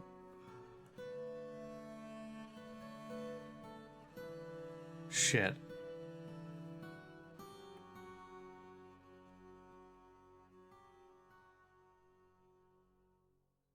About to throw them in the warehouse. Shit. Kate has been bitten.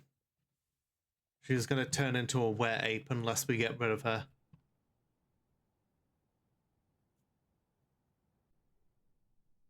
Cannot be helped. Kate of Ironspire, you must leave.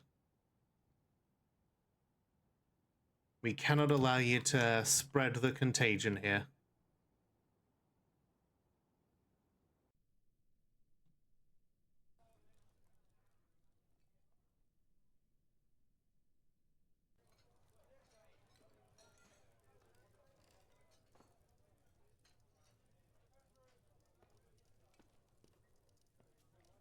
So that mud in the hospital healthy? I'm sure it's fine.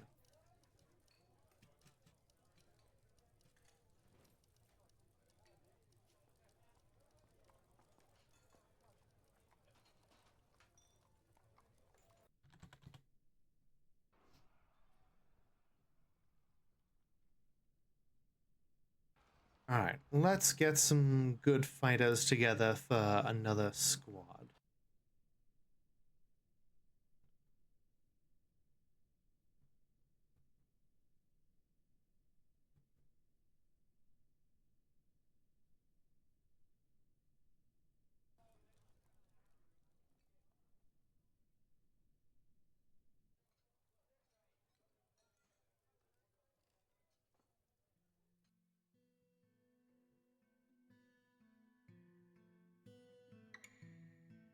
We gotta reassemble our military now.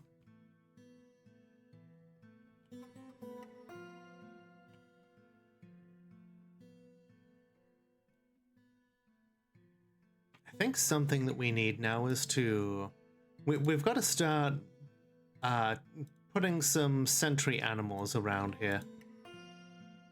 Something to be ready for when our enemies show up again.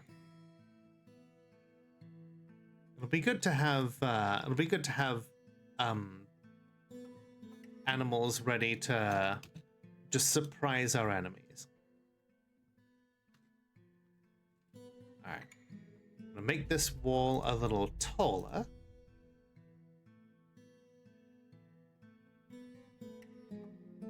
That way, you know, our dwarves cannot just simply jump over it when they decide that that some goblins have been talking shit about them.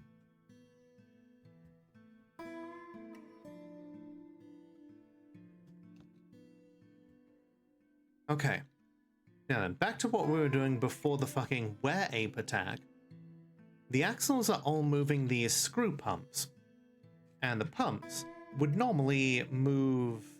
the pumps would normally move... oh my god, okay, hang on. Let me just, let me try something real quick here.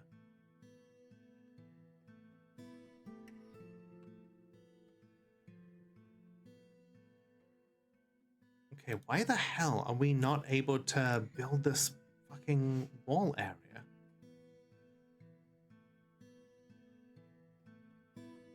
Isn't that difficult?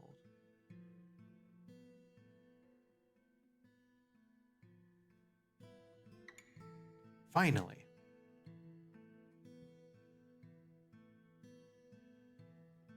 Okay. Can I put another gear assembly here? And yeah, hi Melissa, how you doing?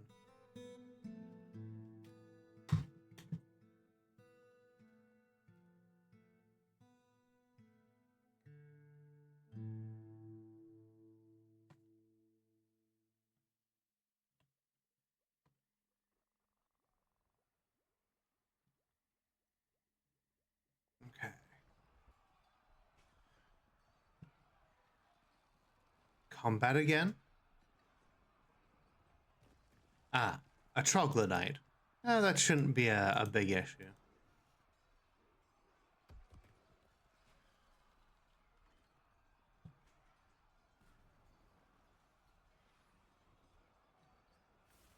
Okay, cool. The gear assembly is moving this axle, which moves this gear assembly, which is now moving all of these pumps. So we are gonna set this, okay. So what we've got here is each of these pumps is pumping in one direction, basically around in a big circle. Now, normally they would be pumping water, but there's no water there to actually put into. So we're gonna have a dwarf bring some water over, you know, to this gap here, and treat it as a pond. So they're gonna pour water directly down into the cavern.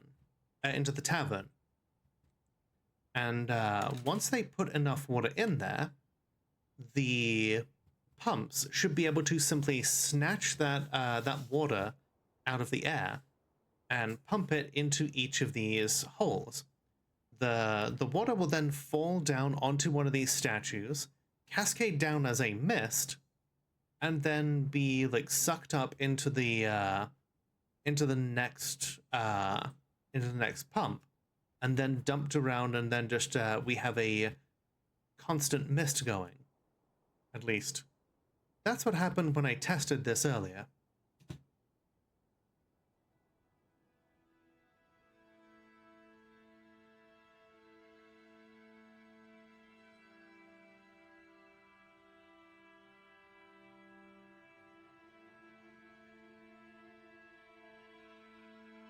Inkish Roll Death Lycart has bestowed the name Ishashtomas Rear Atrid upon a steel short sword. Good for him. There we go.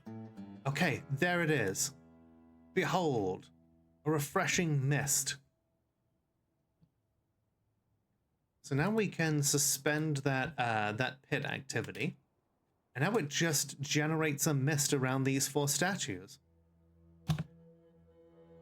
That spear dwarf there was close to a waterfall, and they feel very content by it. And that's why I've dug 4 more holes here, because I want to do the same thing with one of these others. It's the most insane trick ever. I learned it from Blind IRL, Dwarf Fortress streamer, and just way better at this game than me, that's for sure. Very entertaining. There's a lot of Dwarf Fortress tutorials. Alright, so we're going to do the same thing with another one of these, sets of pumps. Now you need a block, an enormous corkscrew, and a pipe section for each of the pumps.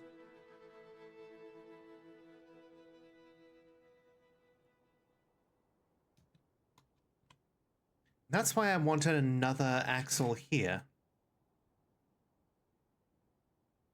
It's because, or rather another, like, screw assembly. I want a horizontal axle here. Then I want to, okay. I'm gonna dig a channel directly here. Oh, shit.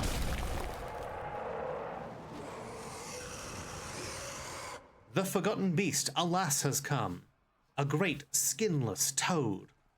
It has a pair of fan-like antennae and it appears to be emaciated. Beware its poisonous bite. Okay. I don't think we can... Okay, no, we can in fact get to that section of the caverns. Skinless, skinny toad. Alright. Let's bring the Iron Guard over to take it out.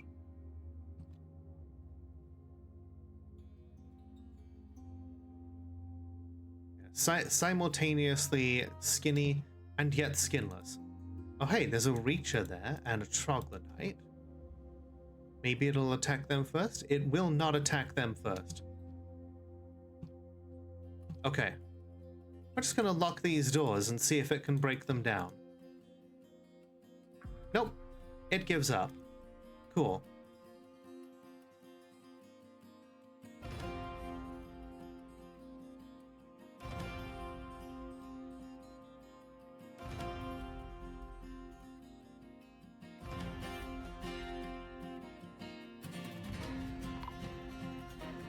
Okay, who's dying here now?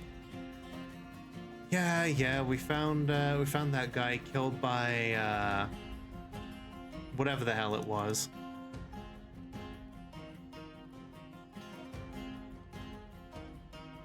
Oh my god. Giant agitated swans?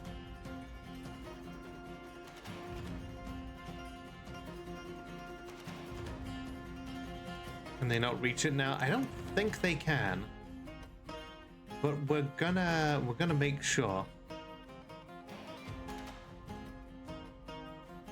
Those are a lot of agitated birds.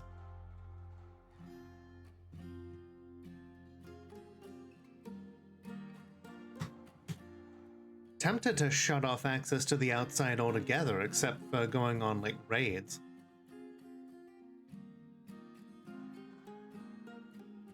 Okay, it does not seem to be able to find a way into the fortress. God. One of these fucking birds again. Hi, Mystic, how you doing? Yeah, beat up that fucking giant bird. We are losing dwarves left and right to birds. Does anyone want to bring back that poor weaponsmith? Just got out of bed? Nice. I hope your day will be a pleasant one.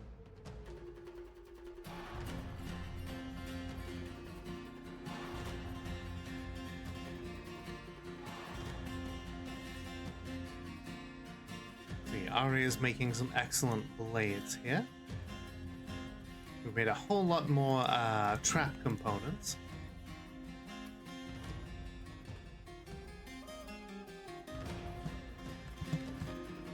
Alright, yeah, you know what? You get to live.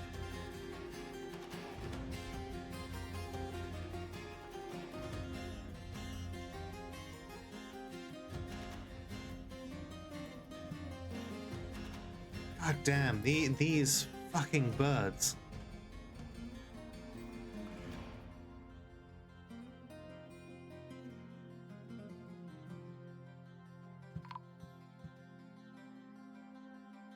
We're just, yeah, the peasants are all ganging up on them and punching them to death, but we are losing way too many dwarves here to this.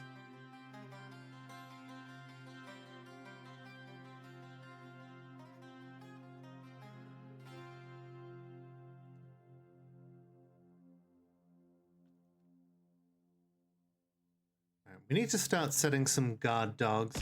Ah, Thank you for inserting your tip. Dwarf healing bits. thank you for the healing bits. Alright, if, okay.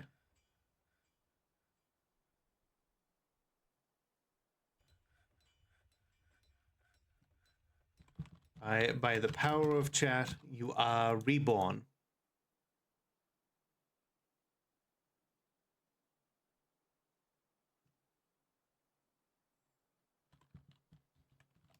These goddamn birds. I mean, sure, we have been shooting a,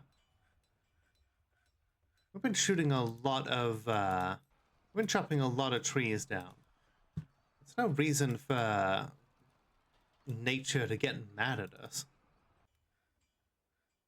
Actually, you know, I suppose it is exactly the reason why nature is mad at us.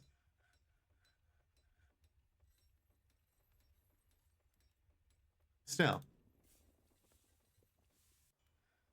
Funniest death ever is still a dwarf getting picked up in the air and dropped to their own death. Sounds about right.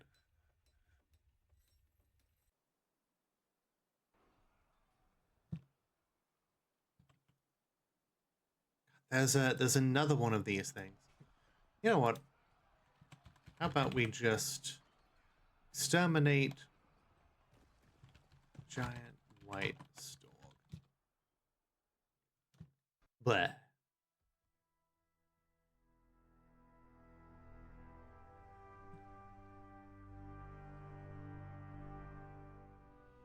And we'll have the archers go after that giant swan.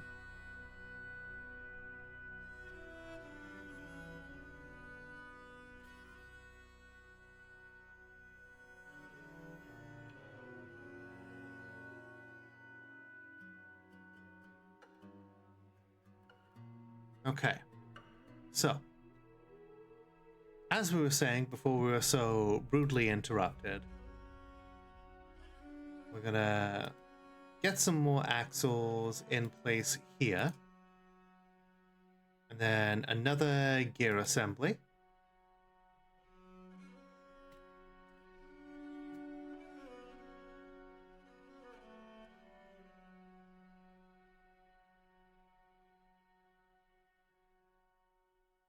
Get those screw pumps in order.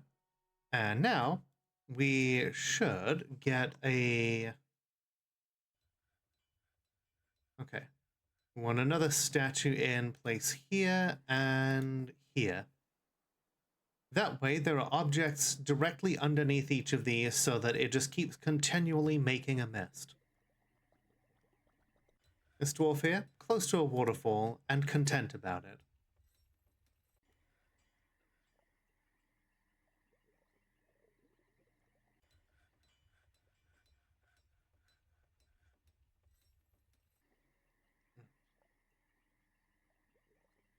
Doesn't have to be a statue. I don't I don't think it has to be a statue. I think it just has to be like a piece of furniture. But we'll find out. Oh, hey. Ustath Siknog Besmar, the woodcrafter, withdraws from society.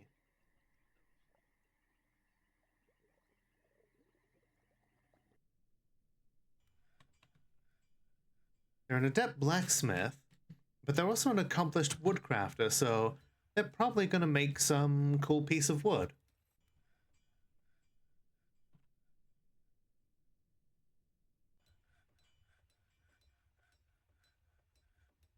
I'm really not happy with all of our own dwarves being... Cyrocanu? Where the hell is Cyrocanu chained up?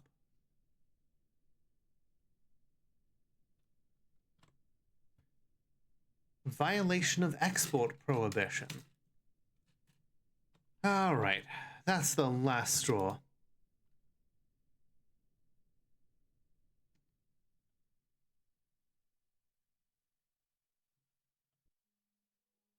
It's time to create a new squad. No uniform. Your Majesty.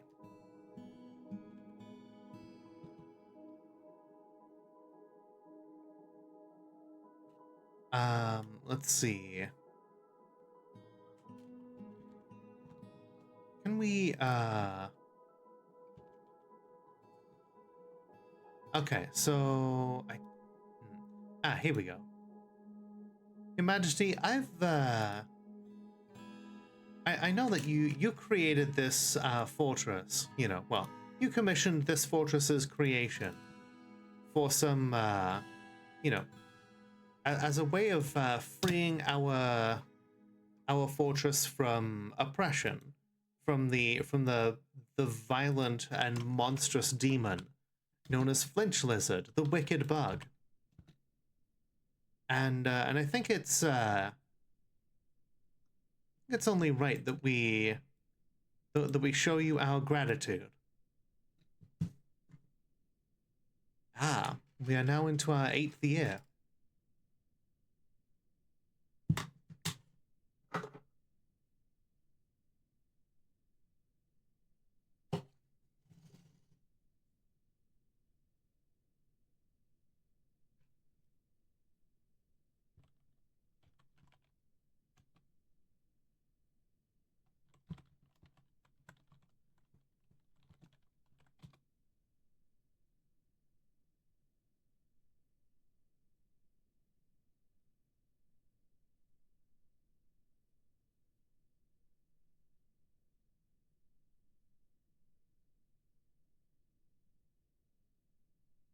So does DF hack training identify items that have been that would be like banned exports or whatever? The thing is, I didn't even trade away any breastplates.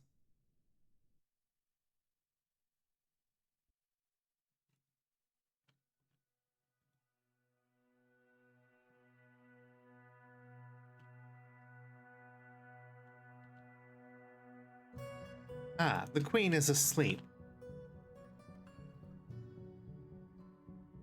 Looks like one of our administrators is waiting until she wakes up to yell at her.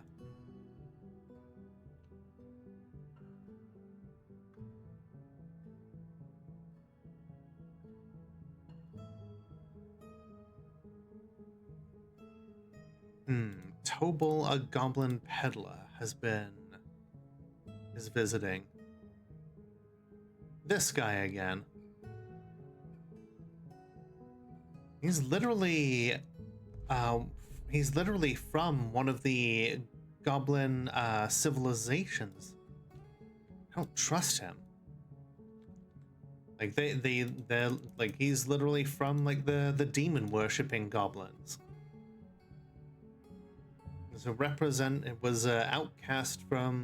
He's an outcast of the blockaded fiend. We have multiple reasons not to trust him. All right, so grab him, bring him to the office. Do a bit of an interrogation.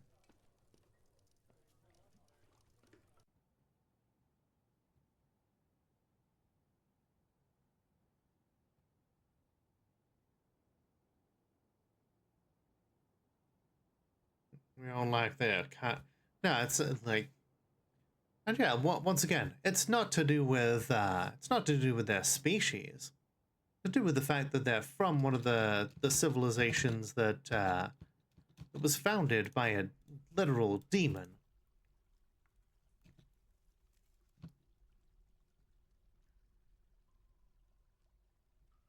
All right. What does the interrogation say?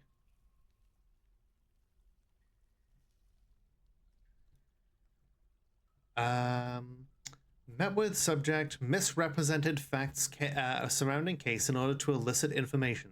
Subject naively complied.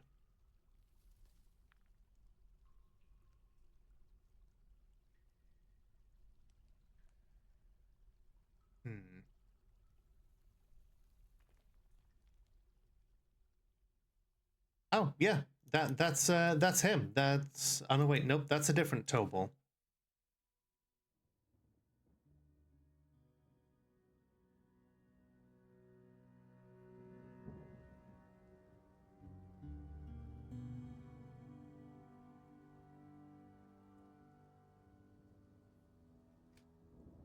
Okay,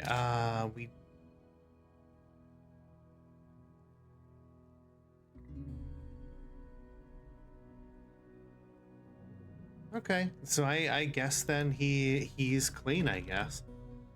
He's got no new information to give us. But you know what? Just in case, we're gonna lock him in there. It's fine. Looks like our woodcrafter has begun a mysterious construction.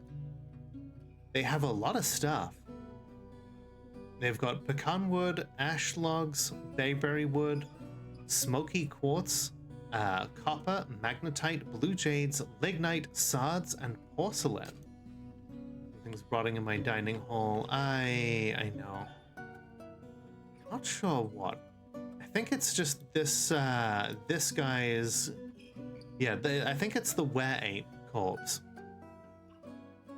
And it's just wafting up the stairs. Alright, now to test whether or not the mist generator can use an instrument underneath, or if it has to be a statue. Pecan wood bracelet, delightful. It's got poor condition markers because I've activated the deteriorate command. It allows you to basically cause corpses to disappear by themselves. This is a pecan wood bracelet. All craft store ship is of the highest quality. It is encrusted with pointy cut smoky quartzes, cushioned magnetite cabochons, and rectangular porcelain cabochons. Decorated with ash and encircled with bands of cushioned lignite cabochons. This object menaces with spikes of blue jade and sard. On the item is an image of a shadow troll in pecan wood, cubic cubes and bayberry wood, and Einod raced rock the goblin in copper. Alright.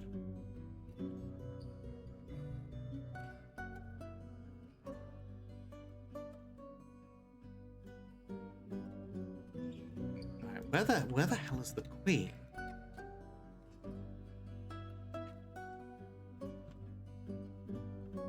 Okay, the queen is coming over to,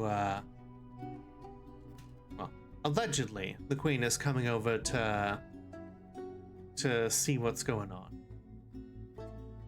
So, Litast Merseth Goden, you know, you commissioned the creation of this glorious fortress. It is only fair, therefore, that you get to see this. This is our prototype, named Zenosha, after our glorious community manager here at the Cocktail Lounge. So, I figured you would want to see the original bolt thrower. After all, it is a priceless piece, the first of its kind in all of our civilization.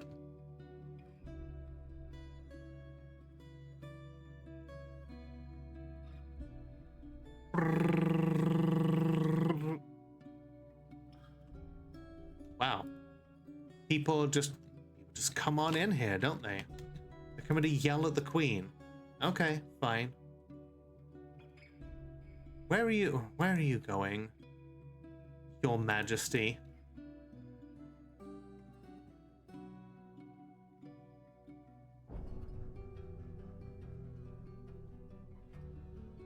She's done fucked off.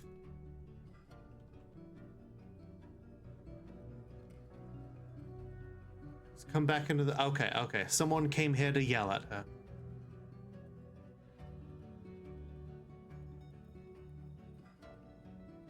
Society flourishes when lawbreakers are punished, she says. Well, in general, Your Majesty, I know how you feel about the law. I wanted to show you a few things here. You've seen our bolt thrower, right? It's pretty impressive, isn't it? Time to show you, we've made some improvements to the ballista as well.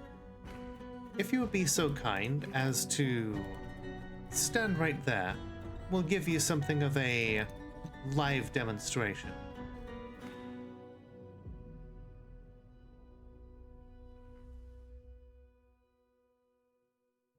Well, there goes a cat, but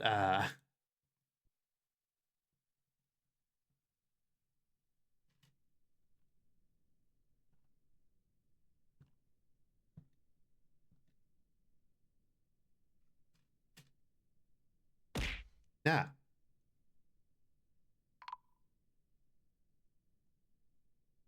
There it is. Long live the Queen.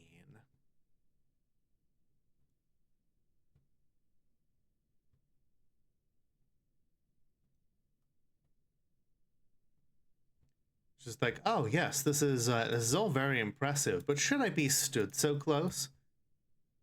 Oh, you wanna get a good look and a live demonstration, right, Your Majesty?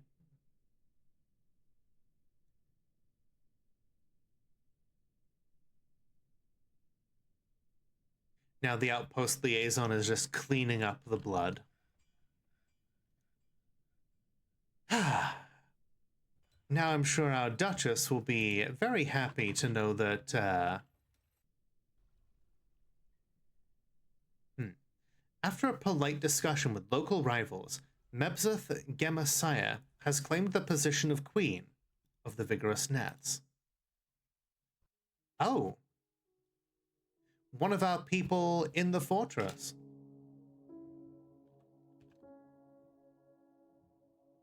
How interesting. The Queen is dead. Long live the Queen. A dwarf of 76 years of age. A short creature fond of drink and industry. Her hair is incredibly straight, her short hair is neatly combed, her nose is broad, her head is somewhat short. Her somewhat short, narrow brass eyes are slightly wide-set. Her hair is buff, skin is copper. Her upper body bears a tiny, straight scar. Yeah, I know it does let you auto-assign rooms. A deep well of patience, great creativity, a natural ability with music, very good focus, a very good sense of empathy, a good memory and good spatial sense, but bad intuition, little willpower, and a poor kinesthetic sense. She never fails to seek out the most stressful and even dangerous situations after seeing an elf's dead body. She is confident under pressure, lives a high energy, kinetic pace, has little interest in joking around, tends to be a bit stubborn in changing her mind, is quick to form negative views about things, is often nervous, slow to trust others, isn't particularly ambitious, somewhat fearful in the face of imminent danger, and yet she likes danger anyway. occasionally overindulges and is troubled by this because she values self-control. She cackles when she's nervous. Personally deeply respects eloquent speakers, thinks there is something deeply wrong with people after that persevere through adversity, finds sacrifice to be the height of folly, values nature and self-control, and doesn't think one way or another about leisure time, but dreams of crafting a work of art.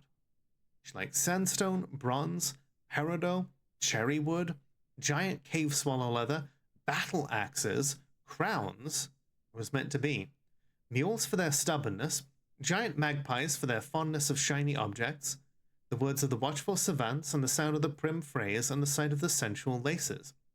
When possible, she prefers to consume grasshopper, spelt beer, tapir's milk, and barley flour, and absolutely detests bark scorpions. She is a professional miner here, an adept potter, a stone cutter, a dwarf who has gotten their hands dirty, someone who is an integral part of the fortress, has helped shape it, knows its traditions.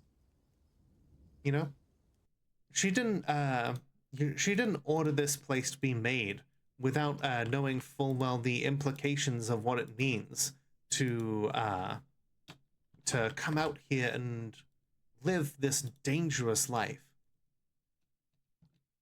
You know, Litast, our goblin queen, you know, sure, she was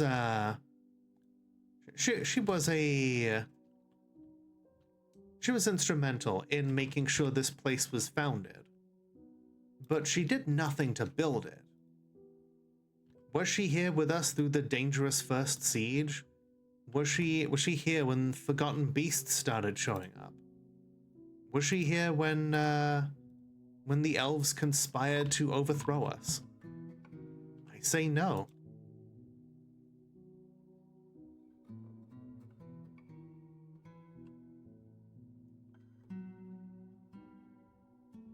More elves and more dwarves found it. Oh god, the forgotten beast.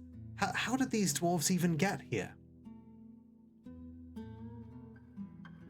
This lore drop goes hard. Oh yeah, I love doing this kind of thing.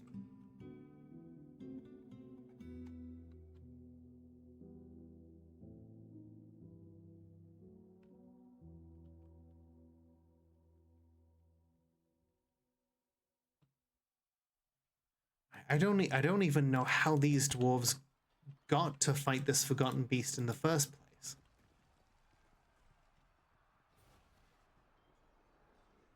Did they climb down from somewhere?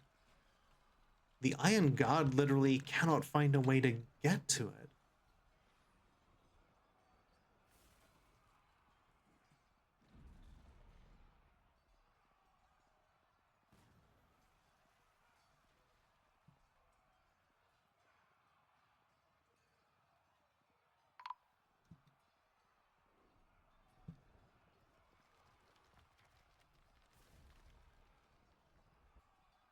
Oh god, they're just kind of punching him to death.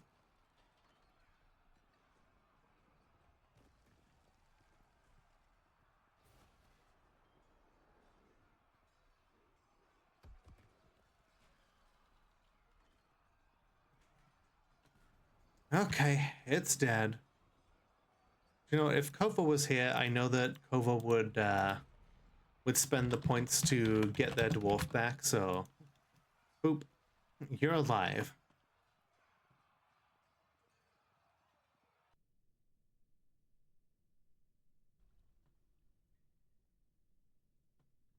Okay, yeah, they're stranded. How the hell did they end up here?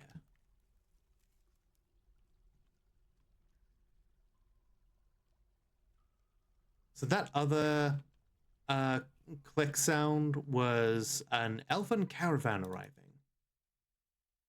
You know what? We'll trade with those elves in a second here. It is regularly scheduled break time. So everybody get up, stretch your legs, grab a drink, do whatever it is you need to do, and we will be right back.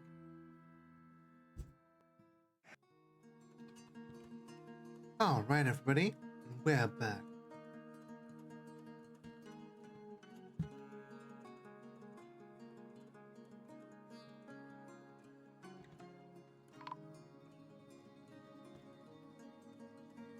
Oh, a caravan of the Wren people is here as well.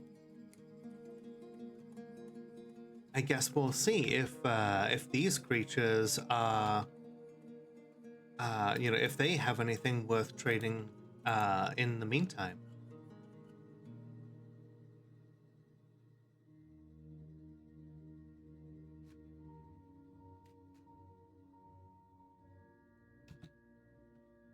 Okay.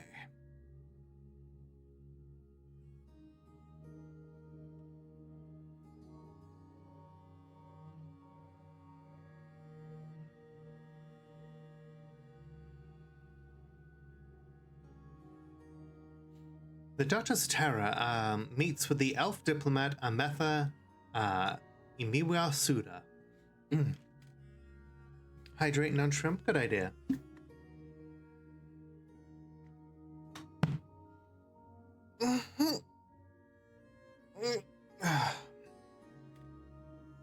Greetings from the woodlands. We have much to discuss. Whatever possessed you to brave these wilds where our animal friends are even larger than your kind than usual, we do not know. But know that this land is sacred to us, these trees more than any other. Although we are loath to spare a single branch to your senseless slaughter, we are willing to ask that you cap your tree fells at 5? 5 trees? They are putting down an ultimatum, asking us to only fell 5 trees for an entire year. All right, Terra, and I imagine Terra is just like glaring at this elf with like barely disguised contempt. We can grant this request. Let's discuss the specifics, though. We can part with at most 10 trees, Butcher. We can abide by this. Let's work towards mutual coexistence. There's much to share. That is why elves and dwarves hate each other. True.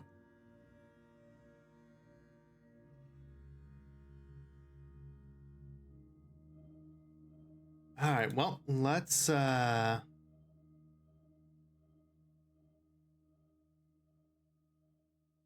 see if we can get these knife-eared cannibals something that they might actually want to trade for.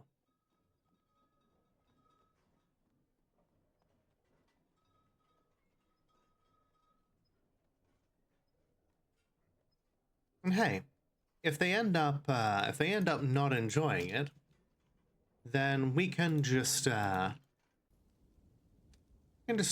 doing some aggressive negotiations.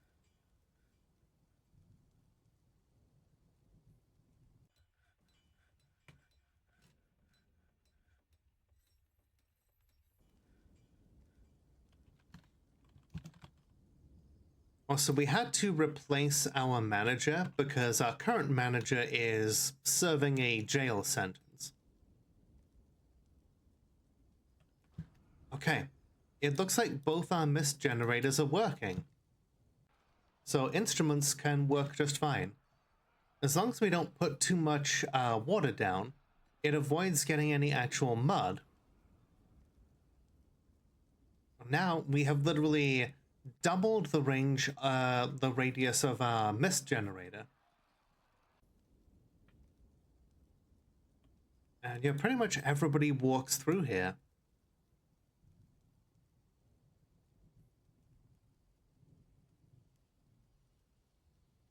Okay.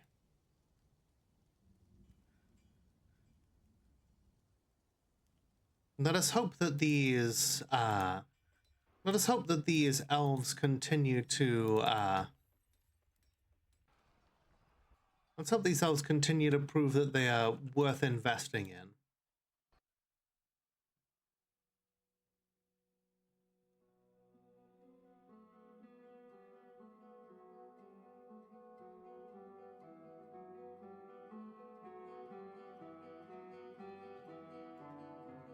If they continue to provide good If they continue to provide good animals, well, then we may be tempted to continue this relationship.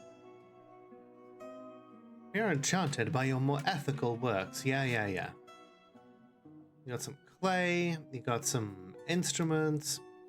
Ooh. A giant lion. And a giant cougar. Got a bunch of cages. A water buffalo. Another giant cougar. A regular sized lion. A jaguar. Flying squirrel. Giant cheetah. A black bear, but not a grizzly. Giant cougars in your area. We don't want any of your wooden weapons, but some clothing may be worthwhile. Some shoes. Sandals, some well-decorated socks. Some hoods. Some gloves. Some mittens.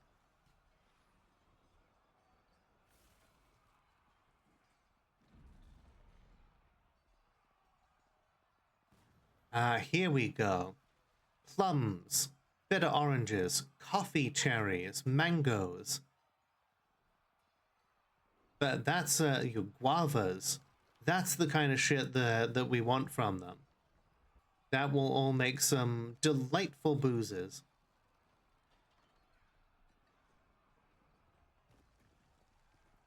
Now, we have to be very careful not to sell them anything that is something that might offend their delicate sensibilities.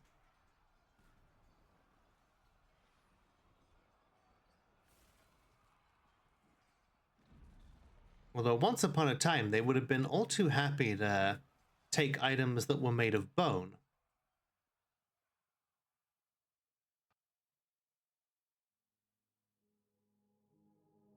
Now they're not into such things. Things of rock and metal, these are fine. Where's the ammunition? Told you all to bring up some ammo bins. The ammunition is what really gets people coming out to the trade depot. We are very much we're very much like the Lockheed Martin of the dwarf community. Okay, our new queen needs more armor racks and more armor stands and weapon racks. Oh, right, because the previous monarch had a bunch of those in their tomb.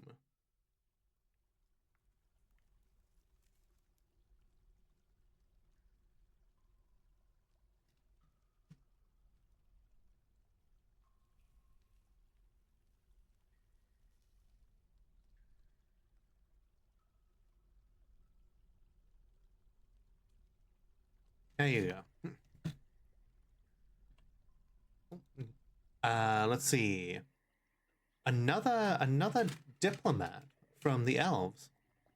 It's such a pleasant place you've carved out for yourselves. There's much to share. I think that was a diplomat of the Wren people then.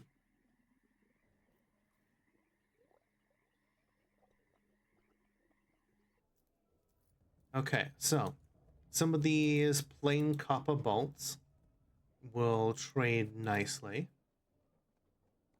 So once again, no need for that clay, but sure, their clothing is different, and it's something, you know, new. Means that we don't have to make quite as much in the way of clothes ourselves. But the biggest thing is definitely all the fruit to dye our own clothing, and to produce some cool booze, and And these delightful animals that you've got here that can be trained for war.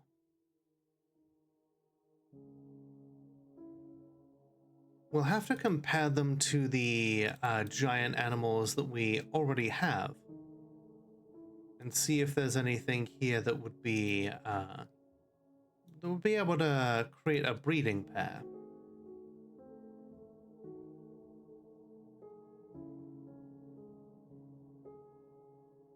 We have no need for a giant mosquito. No, thank you.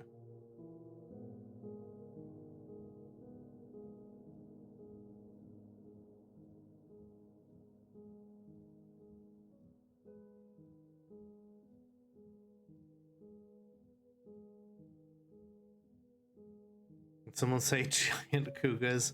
We did indeed. We mean like the literal big cat.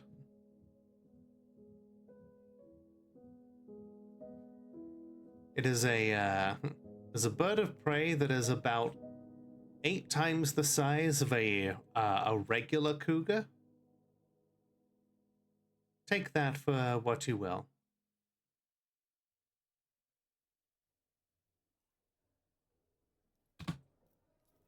Thank you for your business. Okay, cool. Let's get those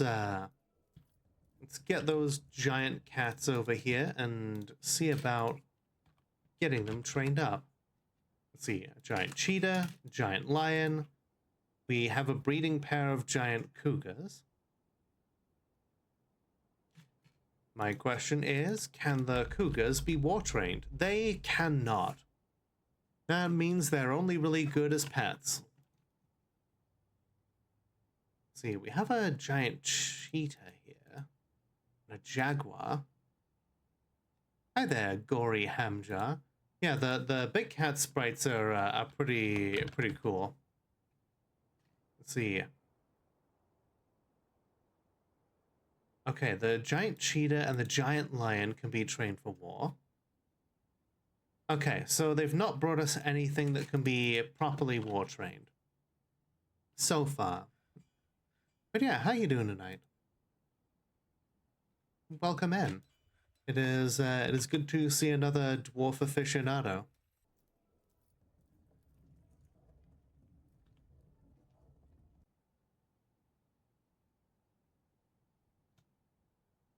Look at those things. And they now have new animal sprites. So they're they all pretty much like hundreds of the animals now have new animal sprites. Look at this derpy looking unicorn. Look at that angry looking ram. That is a ram that is going to climb up a 89-degree angle on a concrete dam to headbutt you because he can.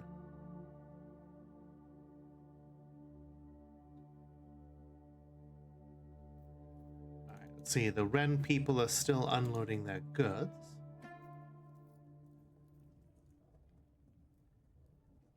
Apparently an agitated barn owl tried to kill us here. Not a big fan of all of these agitated animals, but I suppose it happens when you cut down as many trees as we have been.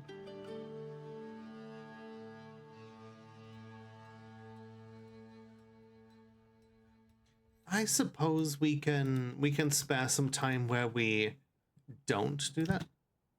Oh my God, someone has stolen one of our artifacts.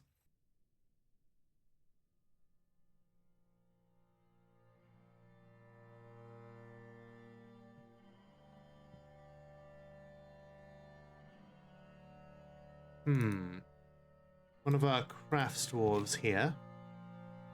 Hey there, Tommy. How you doing tonight? Alright. I'm gonna go... I knew it.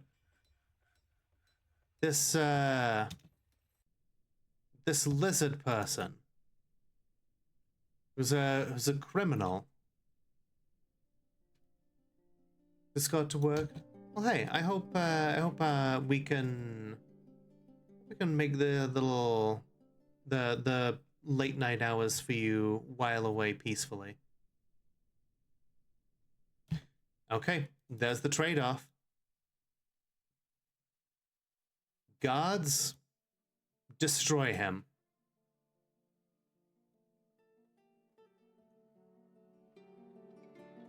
And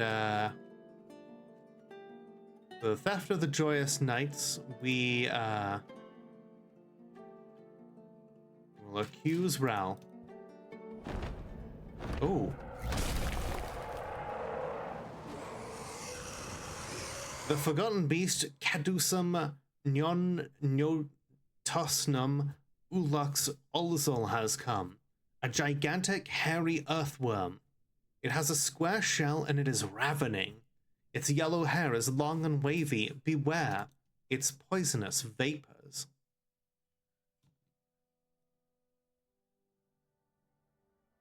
So an earthworm. Very fragile. Its name translates to Cadusum Mine Mongrel, the brain of legend. That's not even a dwarf name, that's a goblin name. You can tell by the use of the NG there in its in the use of its words.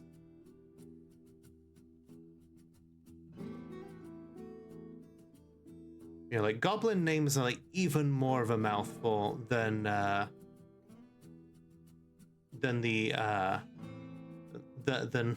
names. Today I learned. Well, I always say that it's a great day when you learn something new. And if there's one thing that I've learned, it's that the Dwarf Fortress community is full of people who know things that you don't, no matter how long you've been here. You can be here for years and learn stuff about a new aspect of the game that like somebody else like knew, and like maybe they've only just started but they've really delved into it. And that sharing of knowledge is what makes this game so special. Okay. That representative was very swiftly put down.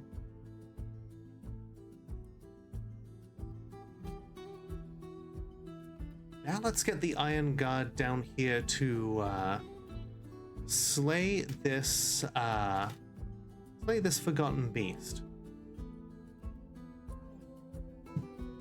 It shouldn't be that difficult because it's an earthworm. Sure, it has a big shell, but you know what it lacks? An earthworm lacks bones.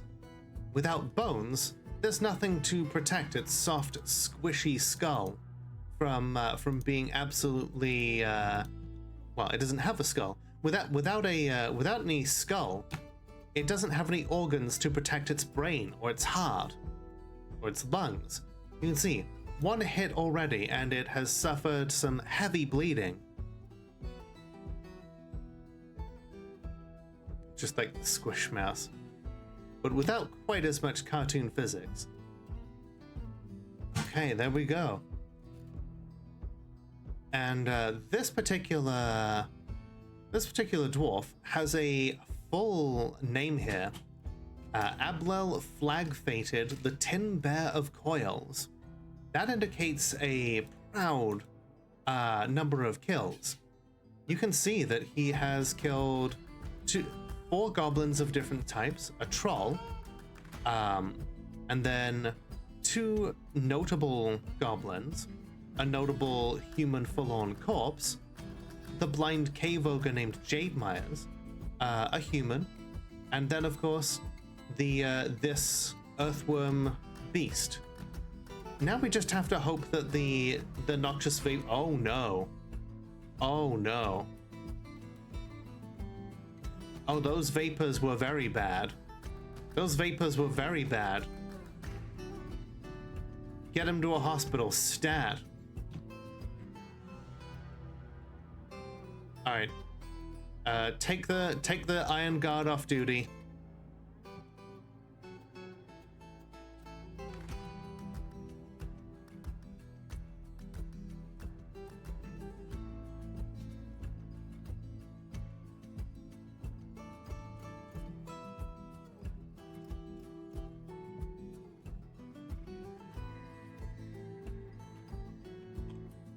congrats on 2.2k. Thank you. Like, it's been a hell of a year. I'm especially proud though of finally being debt free.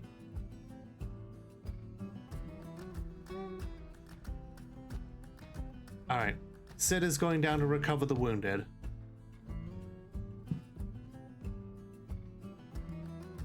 I can always rely on Sid to get a. Oh nope, never mind. She has been distracted. Will someone please recover this this wounded dwarf?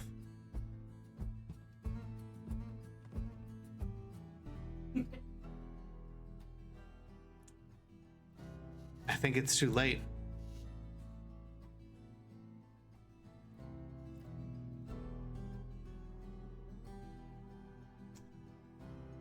Yep. He's dead. What a sacrifice, though.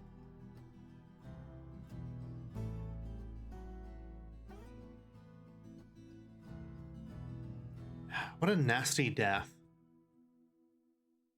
To have fallen killing a forgotten beast only to then rot away to death himself. That's awful. But such is life in Dwarf Fortress. We will get a get a new dwarf up and coming here to become part of the new Iron Guard. In the meantime, we have always promised to honor our dead here in the Fortress of Ironspire.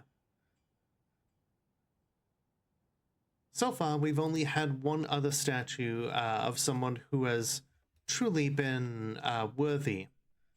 Someone who died a heroic death to defend the fortress.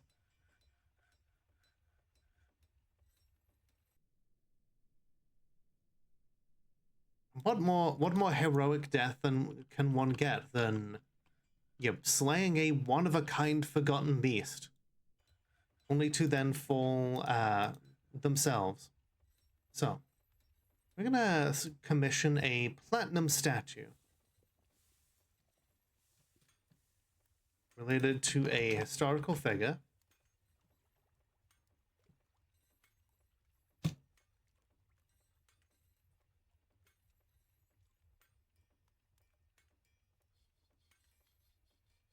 Ablel Flag-Fated, the Tin Bear of Coils. Get this done stat. While we're at it, we're gonna make sure that a slab is engraved.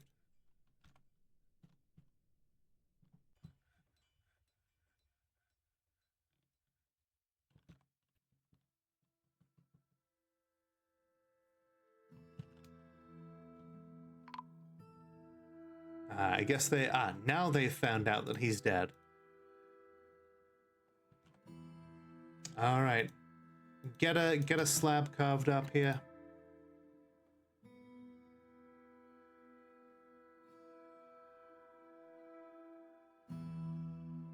Okay. Hey, bitch! Hi, Magpie. How you doing? All right, Lenny has just finished making that particular statue.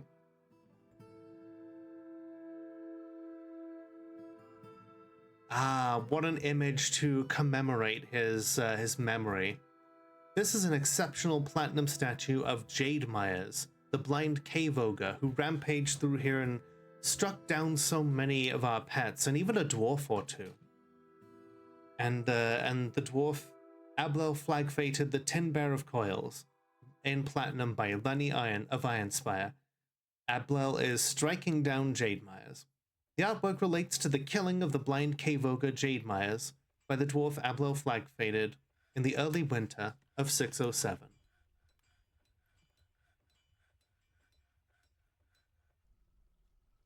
And so, next to all of the coffins, we place this platinum statue to honor the passing of a great hero.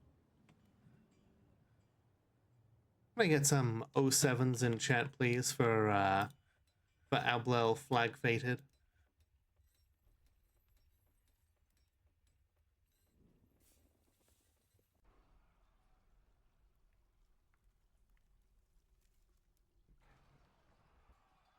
The Amethyst Hall now wants a Grand Guild Hall.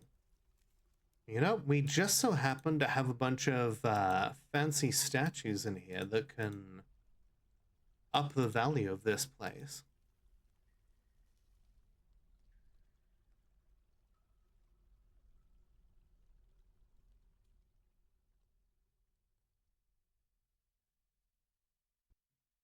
That should be enough to show that we care.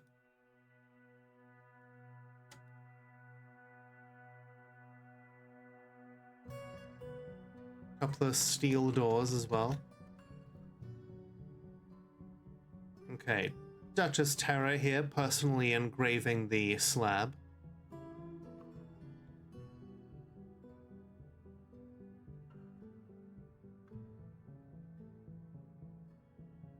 In memory of Ablel Solantarum Acrulavel Ballad, born 539, suffocated in the year 608, slayer of the forgotten beast, admirer of crescents.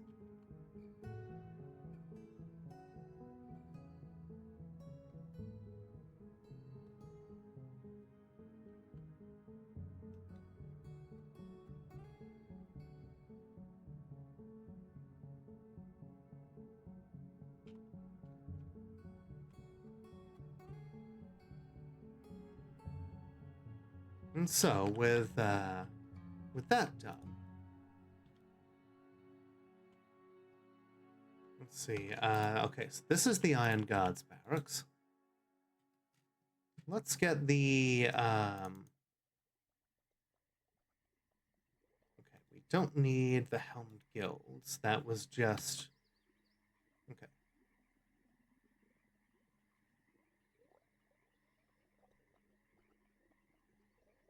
Labyrinthine Helms will train here. The Rainy Merchants will train here. Get them some staggered training. And some staggered training for them. Yeah. Once the slab is up, once the statue is placed,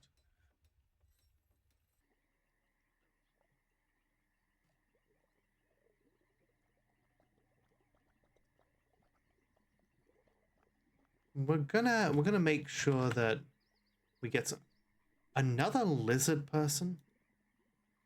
Also, like, admittedly a criminal. I don't trust these lizard people criminals anymore.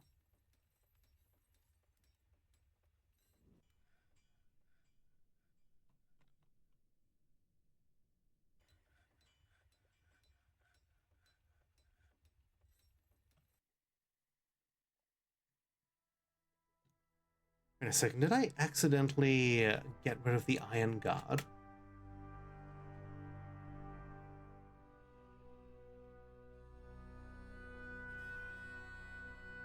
How the hell did that happen?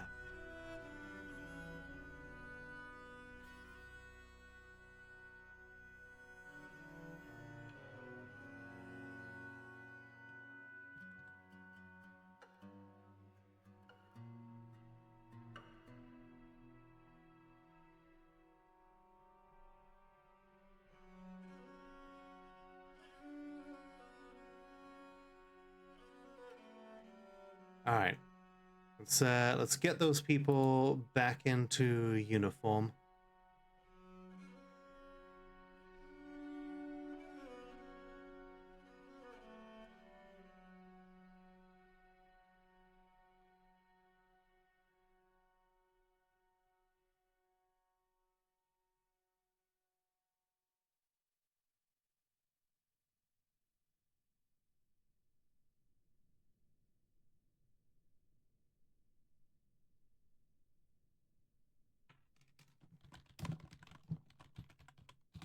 Yeah, it's been wonderful to see you again, Ragnar. Hope you have a great rest of your night.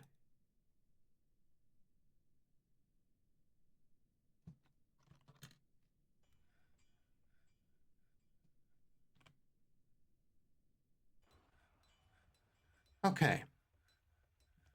So, now that we've got all of that sorted out, okay, the slab is being put in place.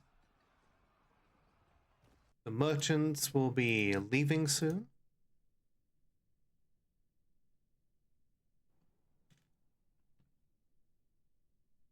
Looks like a giant swan got caught. Nice.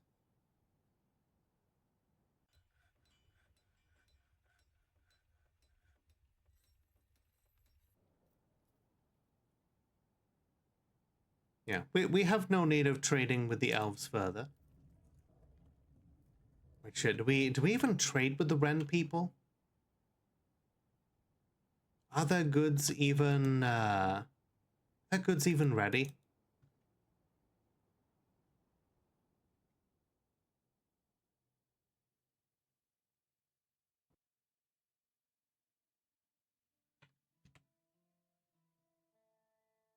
The Queen has mandated that we make battle axes. You know what? That's an order I can get behind.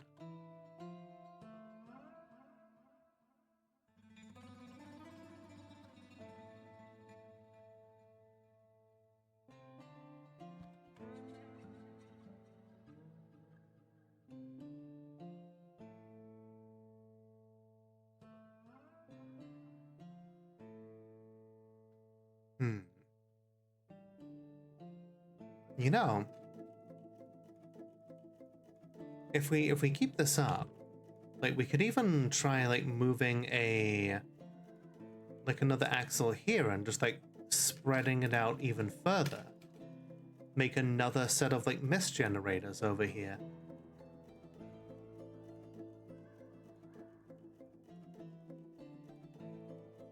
To like properly cover the tavern.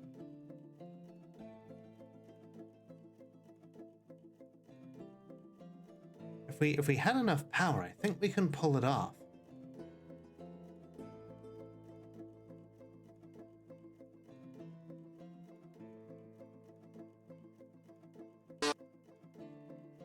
Hi Minty, how you doing tonight? It is good to see you. We've had a particularly fraught session this time round. We've lost a bunch of dwarves, but you know, we're hanging in there. The vast majority of our people have been standing proud. We have seen back multiple hostile actions by our enemies, and we stand tall over it all. Moo to you too.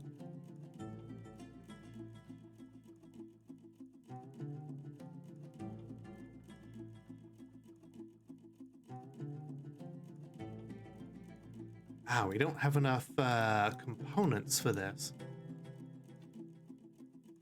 Okay, wooden corkscrew. And then wooden pipe section. Yeah, let's get that done. I think we could get 3 mist generators working here. Potentially. Yeah, persevering is what we do.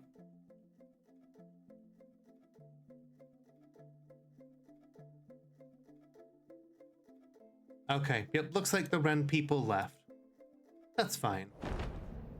Oh, shit. Oh, no. The forgotten beast Itvid has come.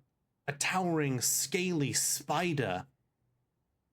It has a pair of squat antennae in its squirms and fidgets. Its dark violet scales are round and overlapping. Beware its poisonous bite. A spider. So forgotten beasts that are spiders can automatically shoot webs. And therefore, they are one of the more terrifying things to encounter in the caverns. Luckily, we don't seem to have a route to build anything here, so maybe we're okay?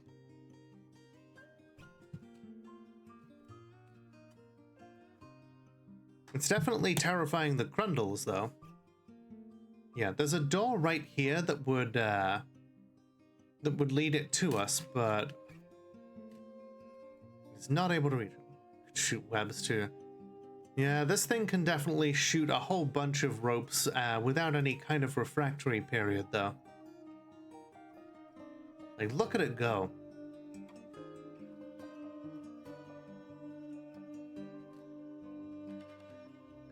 I think I know how it got in. I think it could get in if there was a, I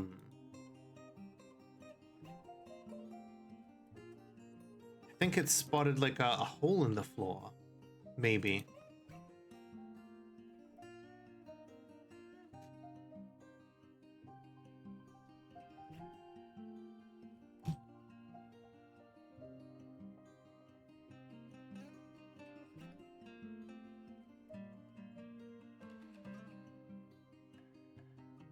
There are hungry heads and Grundles all over the place here, and it is going to just hunt down all of them. The only upside to a spider, that forgotten beast, is like, sure, it's got a bunch of redundant legs that it can afford to lose, but that exoskeleton is also fragile. If you pierce it, then its vulnerable organs can get punctured, and it can die pretty quickly. Okay. Seems more interested in Grundles. Hey there, Tyrus. How you doing? It turns out you have a knack for raiding and unraveling or unfurling very cool plans. Missed the announcement. Ah, yes. I am free of debt.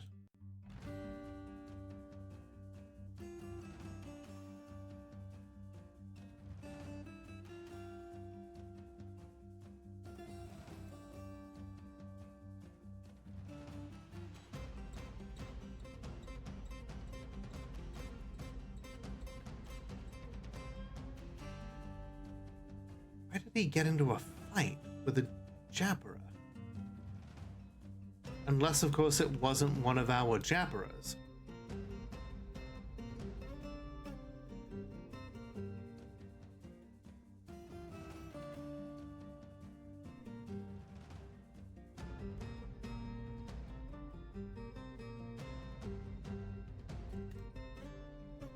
Ah, man, look at that. Our new queen is out here just hacking Grundles to pieces with her copper pick. The question is, how the fuck did she get over here?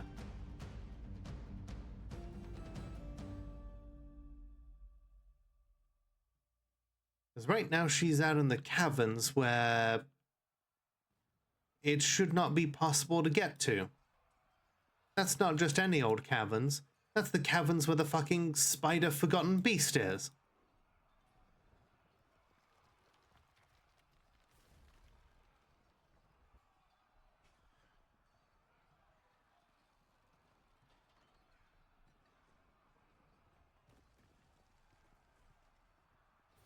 Y'all are really gonna have to show me how the hell you made it into there.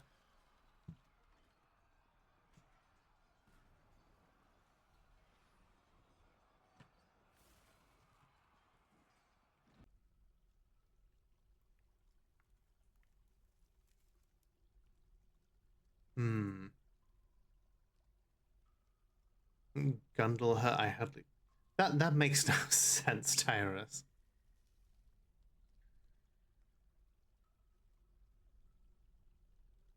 Okay, now I'm interested in like where the hell this thing is coming from.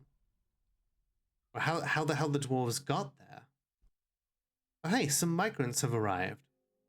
Excellent. Not many, but a few.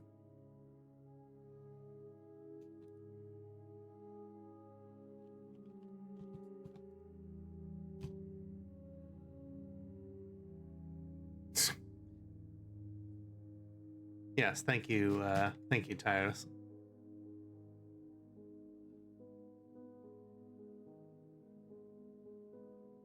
Okay, it went off into hiding.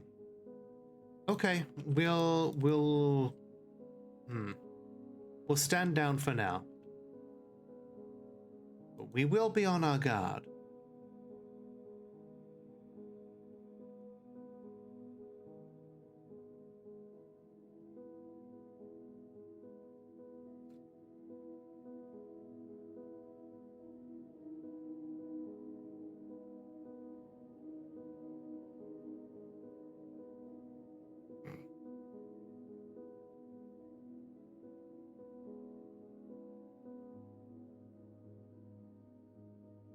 Okay, we've got some wooden corkscrews and wooden pipes here.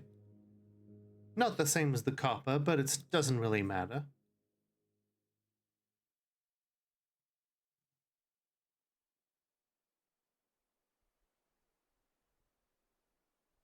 Now we see if we can get a third set of mist generators hooked up here.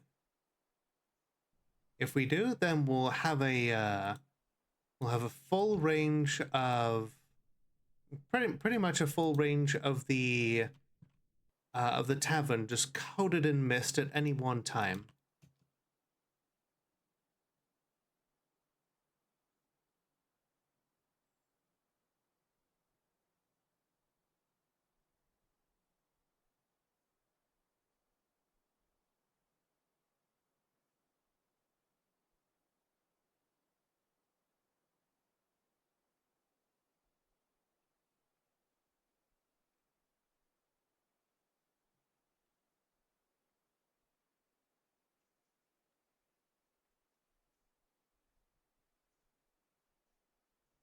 Okay.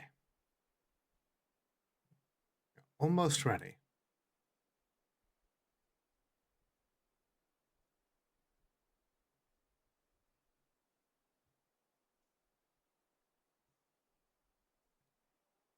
Because once all of this is ready, I want to give our dwarves some downtime. They've been through a hell of a lot, and it makes sense that we celebrate.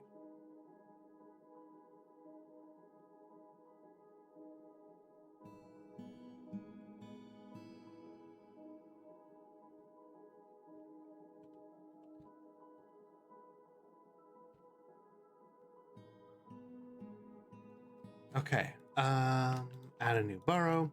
We're gonna include the crafting centers here. We're gonna include all of the tavern stuff there, the food, the drinks. We'll include the guild halls, temples.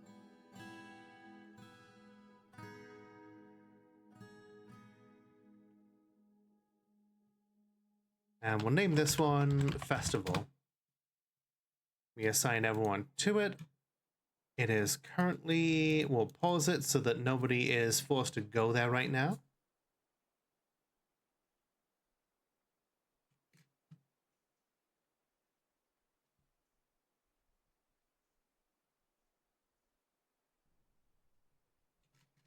Oh God, we got a ghost here in the fortress. Hi, Kova. How you doing? It is good to see you.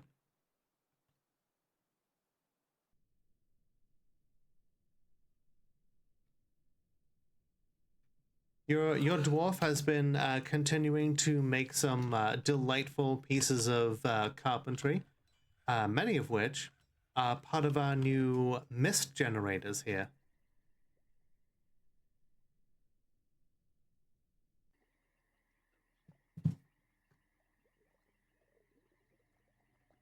All right, here we go. Moment of truth. Hey, bitch! Will all of these will all of these fit in here? The axles that you've built, the piping sections and screw pumps are now allowing us to just rain down a soothing mist on top of everyone. And some dark tide right now. Excellent. I love dark tide. Are you doing the new scum class? Giant red-wing blackbird.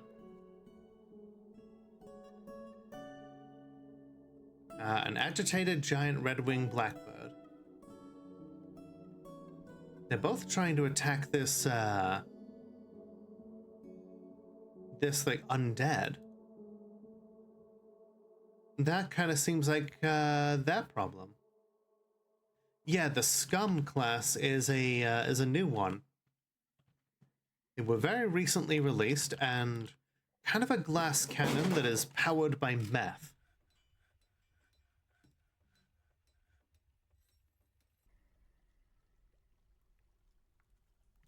All right, make it a priority to. Okay, Solar Sniper's going to fix that up. Then once that ghost is banished, we make sure that the mist generators are working. Then we hold our festival.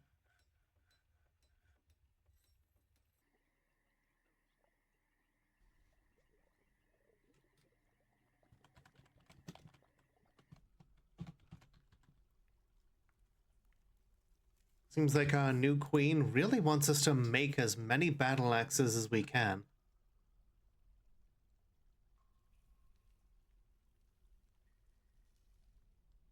Yeah, we're locking the this particular area of the caverns too. It's just too rough right now.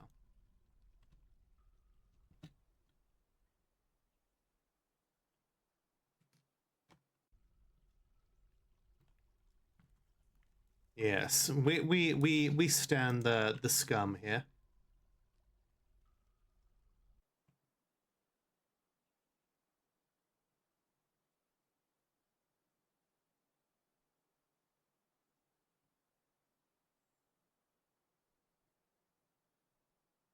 All right. You there, you get one of the jabberers. We're running out of jabberers to give people. But soon enough, some of these hatchlings will grow up. Some of these eggs will hatch. And the cycle will begin anew.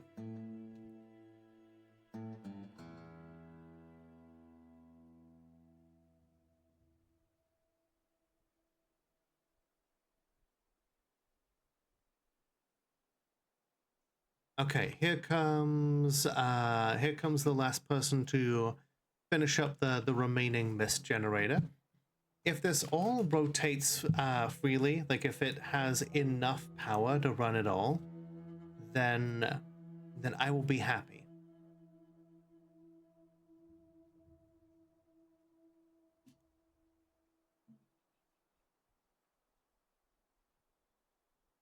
Somebody is fighting. A Batwoman blowgunner? Okay.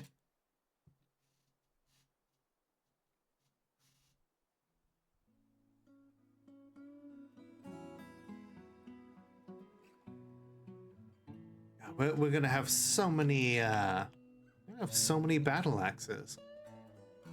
And that'll be good for our woodcutters too.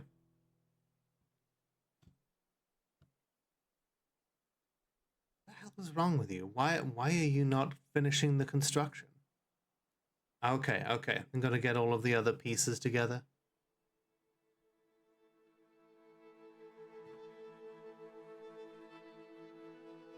All right.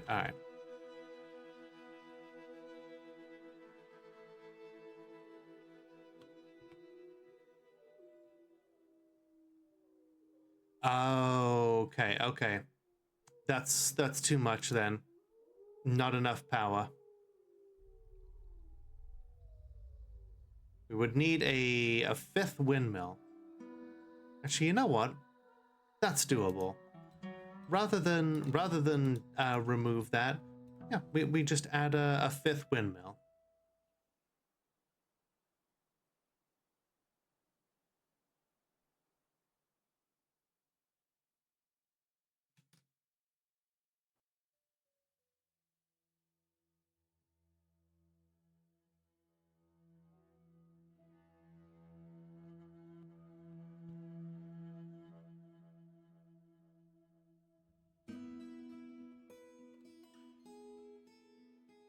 Okay, the ghostly shearer has been put to rest.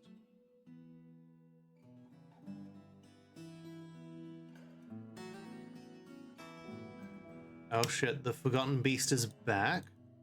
It is annihilating more Crundles.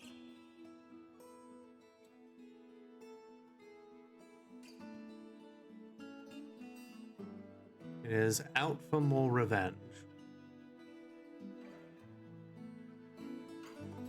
With all the Crundles it's killed so far, I would have expected it to have gained a second name. Because it's at like 19 kills. 20 now.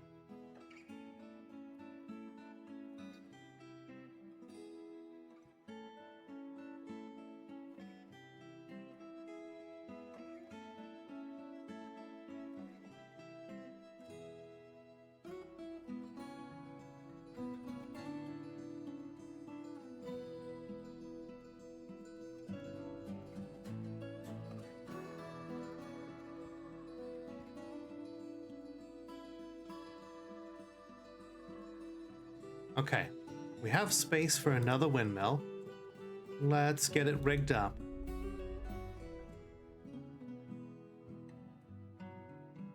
Make it a priority. I want this to happen now.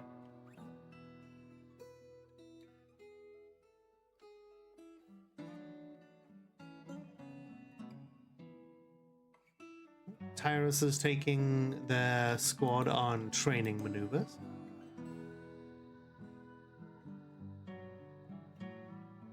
In fact, you know what?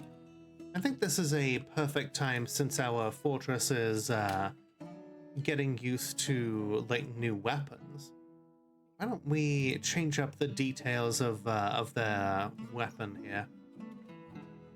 We'll make them, instead of having steel spears, new weapon, steel battle axes. Since we're going to be creating a bunch more of them.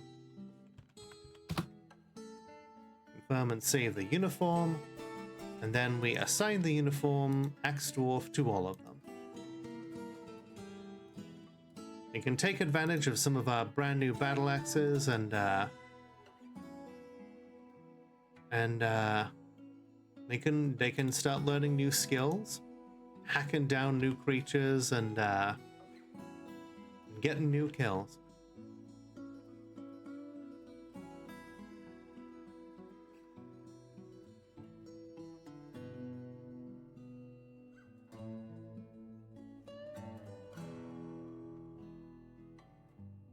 We got to be careful about tree fells, because the elves will get upsetty spaghetti if we cut down too many. And again, if it happens, then it happens.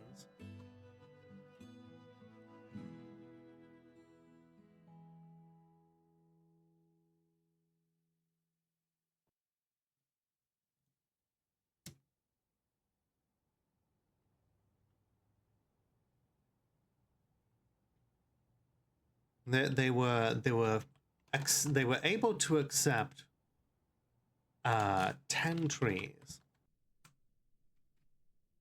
That to me is you know, it's not terrible.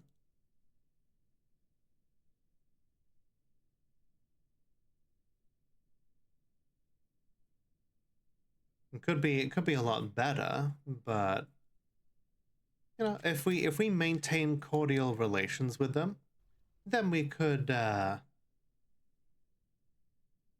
we could really we could ramp that up. We'll play along. for now. Overpositor pop for 5 swarms. Hey, good job. The parasite of Mortex is doing some good work for you then.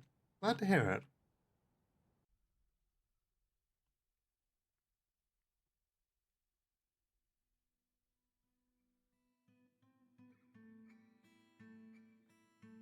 All right, where is this bone carver? And yeah, those logs are just a long way away, I guess.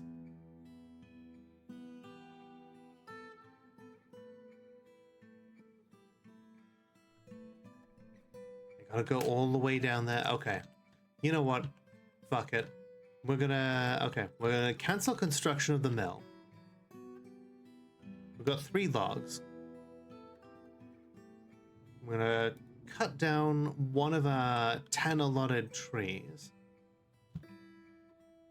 And, you know, take the logs from much closer. So it got put down, but it was fun. Just think you can't build good stuff. I don't know, like, if, you know, I wasn't there for it, but like, as long as you had fun, I think every time you try, that's a good opportunity to learn.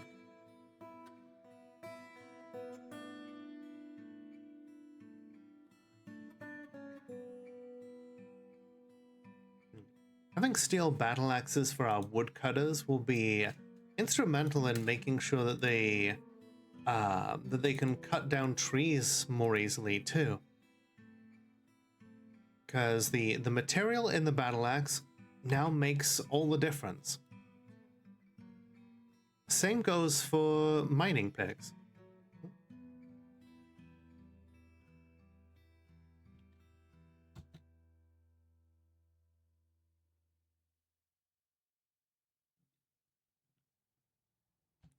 Okay, we've got enough trees nearby.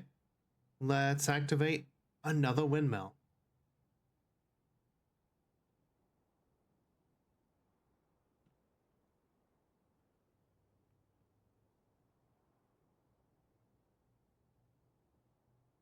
Use closest material and go.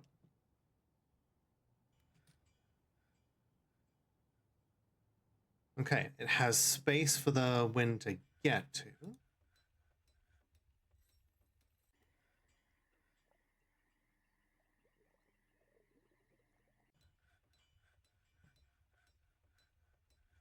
You really... Oh my god. That other wood must be slated to go down to one of the wood stockpiles then. Fair enough. That's what I get for trying to make this go faster.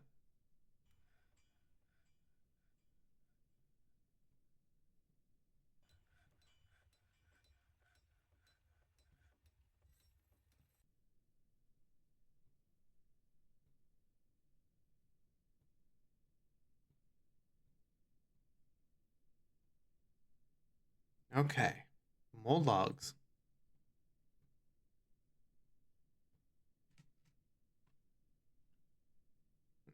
One citizen is stranded. Are they really a citizen or are they a fuck-mothering vampire? Why is Jaunty locked up in there? Violation of export prohibition by the Queen. Well, it sure is good that that the Queen is dead now.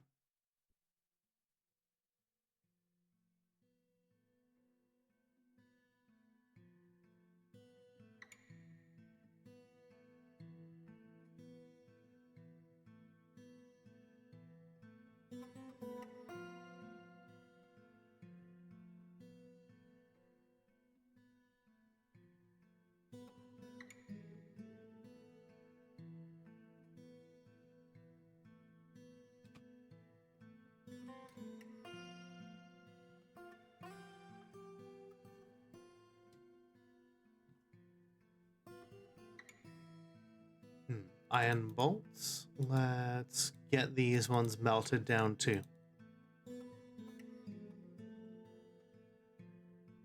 Good, yes, more melting.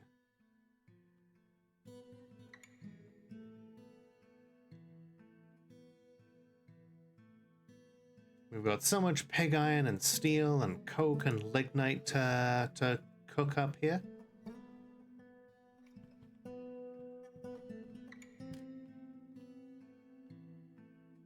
All of this ravenous enterprise demands yet more fuel.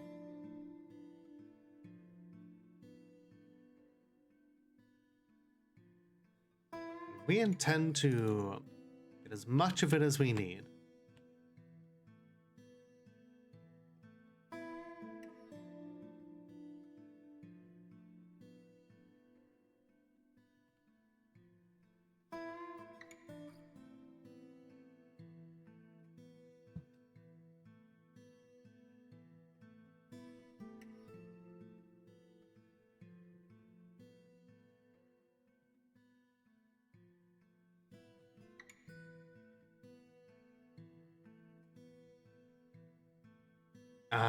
Poor Golak.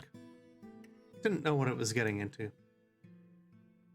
Oh yeah, I need to watch the new Hunt of the Parenting. I'm sure it'll be astounding.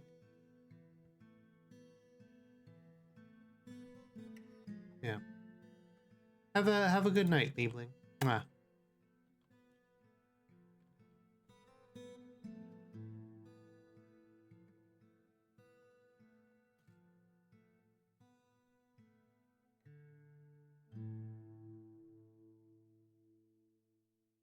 Here we go.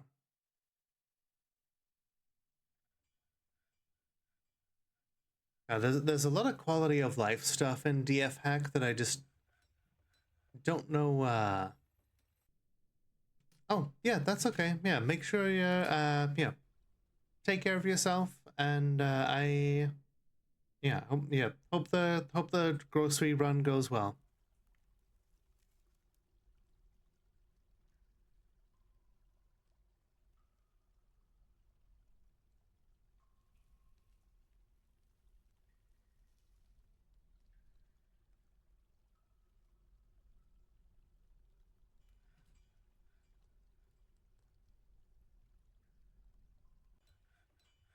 Stinky Golak arm.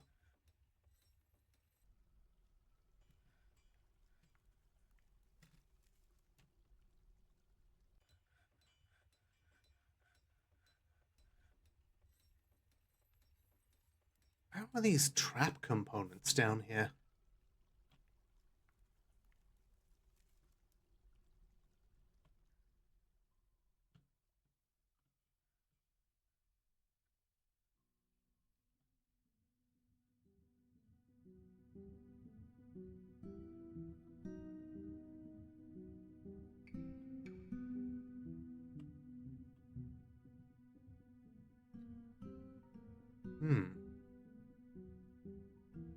Well, looks like a blind cave ogre gave the spider forgotten beast a run for its money.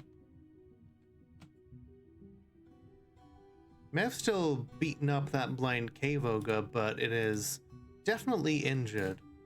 His third left foot is broken and smashed open.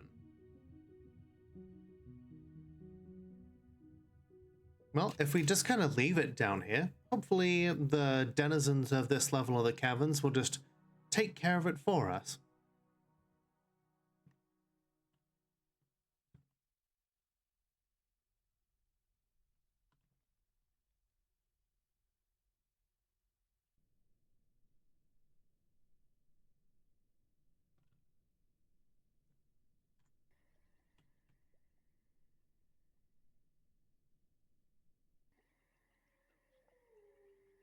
Now we just gotta wait for that,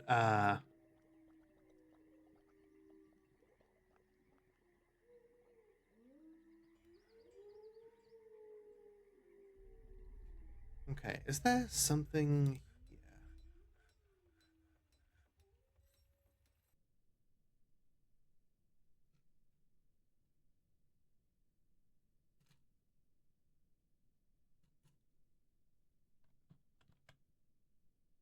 Trying to remember how to do this, so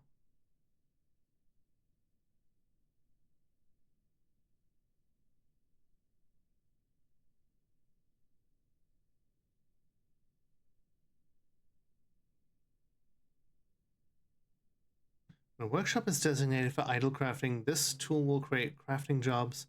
Assign them to idle dwarves who have a need for crafting objects.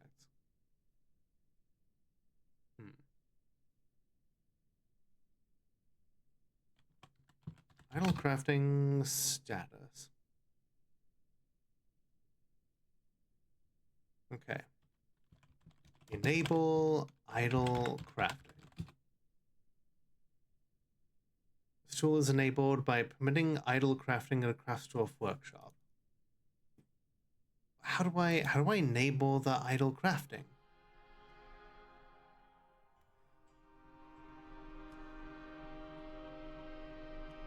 Ah, here we go. Allow idle dwarves to satisfy their crafting needs. Here we go. Here we go. So yeah, these ones are basically places where literally anybody can go and make crafts. And yeah, as part of the festival stockpile, just going to include all of that as well.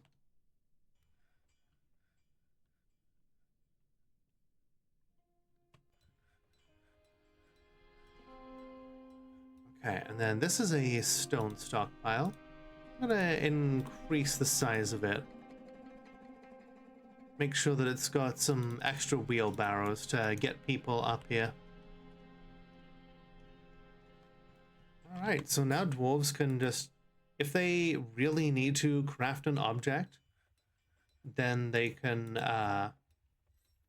just belt one out here. And then they will feel happy. It may take a while, and the craft that they make may not be particularly good, but, you know, it doesn't necessarily have to be. The important thing is that it's something that they enjoy. You know, if Bobathan Rossington has taught us anything,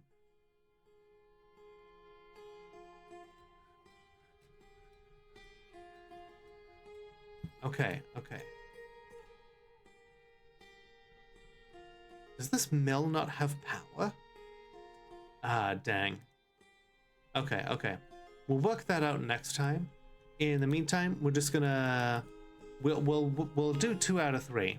Because 2 out of 3, as the saying goes, ain't bad.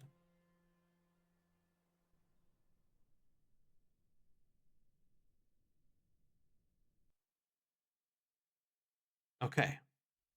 Alright. We unpause these ponds, get some mist going. And then we have ourselves a little festival.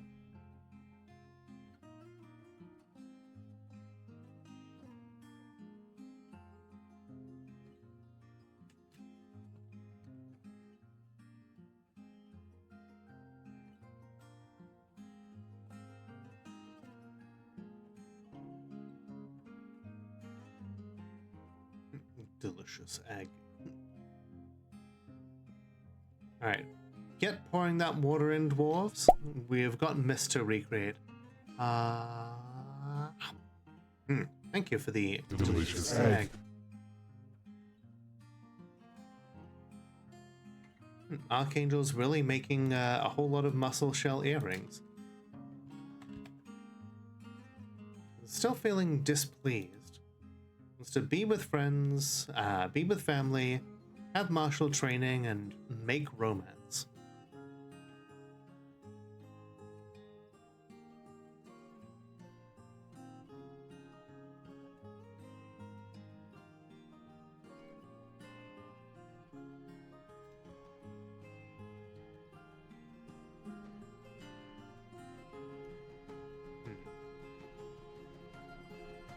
Yeah, sorry, people from the outside. Right now, Ironspire is on lockdown.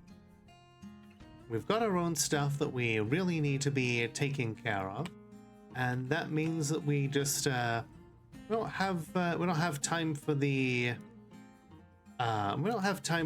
things that are going on out there.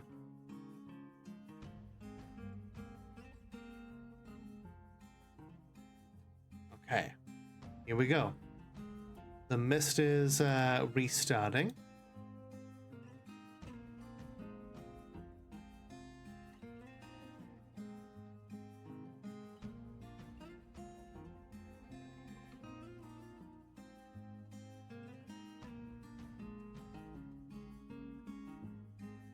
Okay, who is going over to fill that final pond?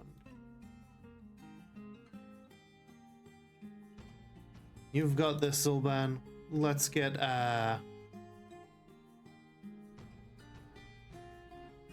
this done. Ability to stand lost? Ability to grasp somewhat impaired? No treatment scheduled?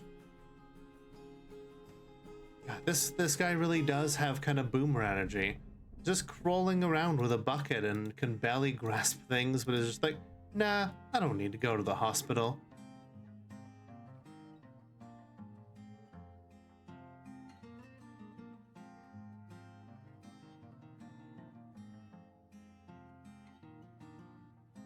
I'll let you raid my channel any day.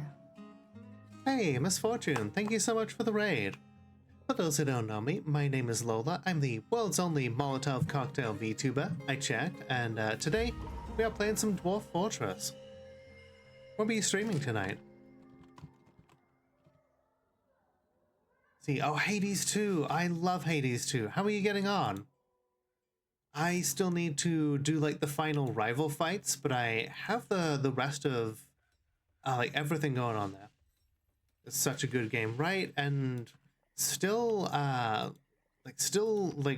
you can play the game for like 100 solid hours and still be like unlocking like new dialogue and such. That's what I love about it. Ooh, a new armorer. Welcome in. And if you need to raid and run, I totally get it. Streaming does take a lot out of you. Otherwise, welcome into the cocktail lounge. Please feel free to help yourself to one of the bar stools here or slide into one of the booths and help yourselves one and all to a hot drink. Always wanted to play this and do need to run? Yes, take care. I do love teaching people about this game and I'll be happy to do so sometime. All right, let's see. We just need a little bit more water to get the pond going there. Ooh, a metalsmith withdrawing from society, grabbing a forge. Very exciting. Love to see what he ends up making. Need a little bit more water to get the pond going. And then with that, we've got the mist generator, and then we can have the party and call it a night.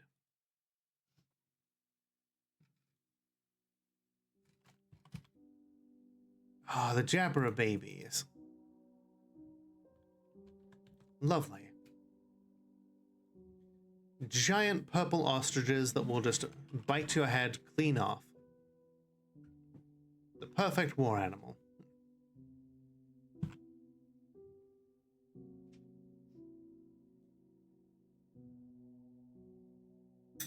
A prophet?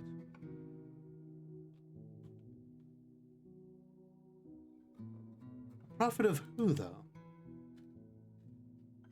The Cult of Starving. Okay, so that means that they have one of the kind of evil deities here. Hi there, princess. How you doing tonight? How was the rest of your stream?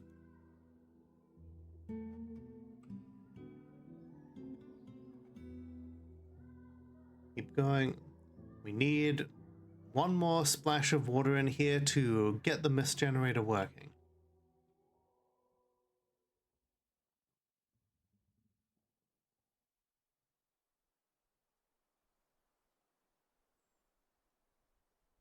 If I can reveal enough of this windmill, maybe it'll get working. Maybe.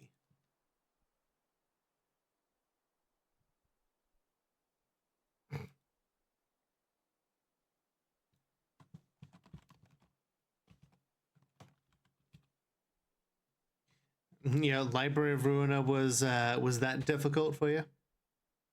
Okay, cool. We've got both ponds going. That means we got both mist generators going. Time to have some much needed time off and time to acquaint yourselves with your fellow dwarves. Everyone, get your asses in here. Uh-oh. Oh shit. Did he that poor metalsmith. Did he go berserk because oh, that sucks.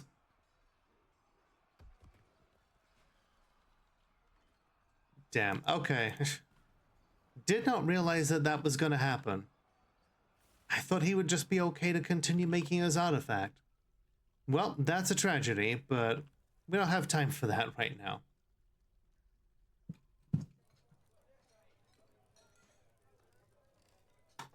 Dwarves, get the hell in here.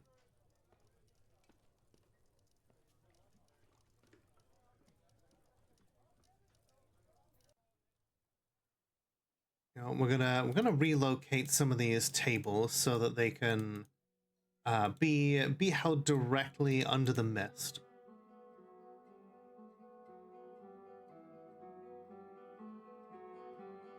I mean, who doesn't want to eat while you've got like a refreshing, it's like a refreshing drizzle just gently pouring down on you.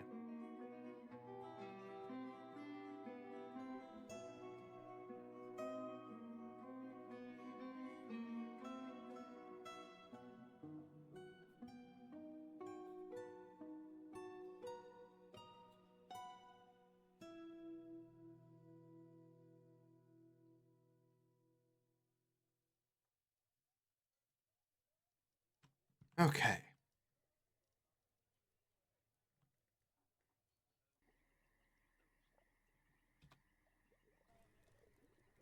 So, my dwarves. Savor this moment. This has been a crazy year for our people. We're gonna take all of the military folk off duty as well, so they can come and celebrate too. This place is our home. The home of our entire kingdom now.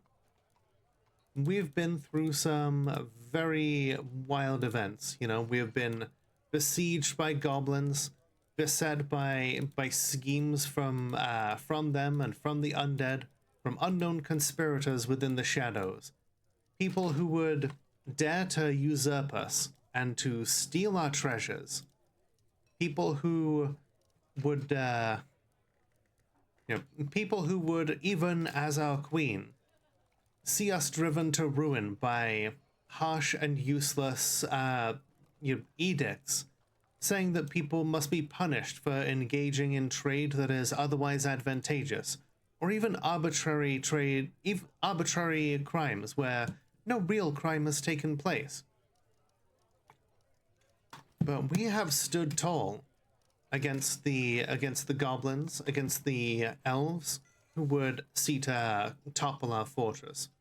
We have overthrown our previous despotic queen and picked a new queen for ourselves.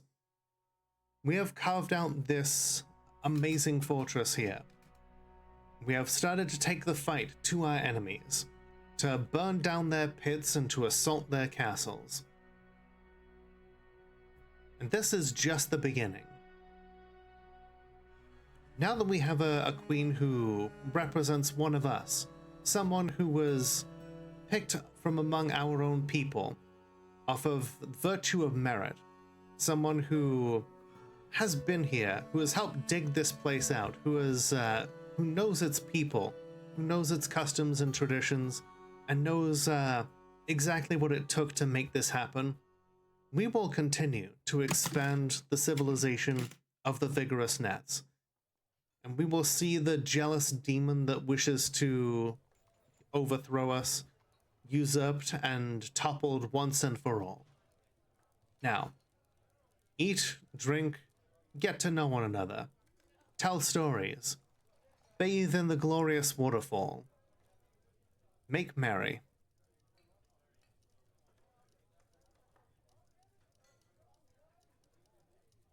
Then once we have made merry, we shall once again get back to work.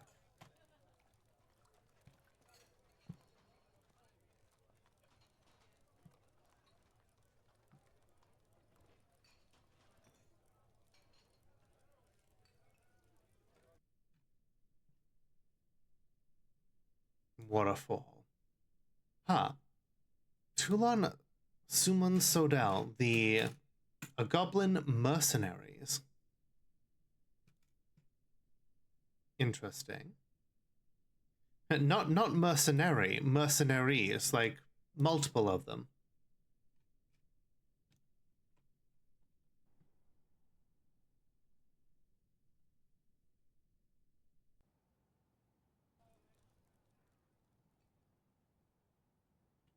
Okay, you're thirsty. Well, you know, there should be plenty of booze here, right? Well, if not, get brewing. We've got plenty of hungry mouths to feed and a lot of booze that can be shoved into the gullets of many dwarves here.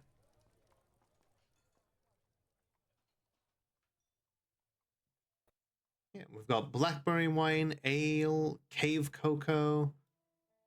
We've got sand pear cider, whip wine. We have potato wine. We've got it all.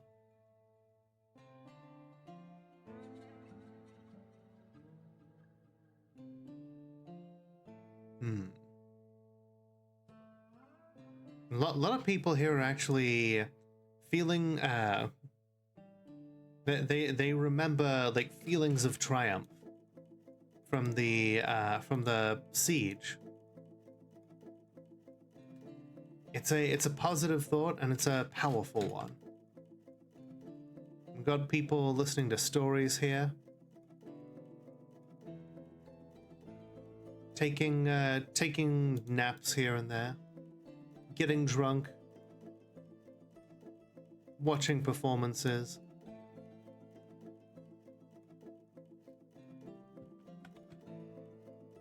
Let's see, Archangel is currently doing some crafting because I guess he felt the need to do so. He's just still banging out those shell crafts.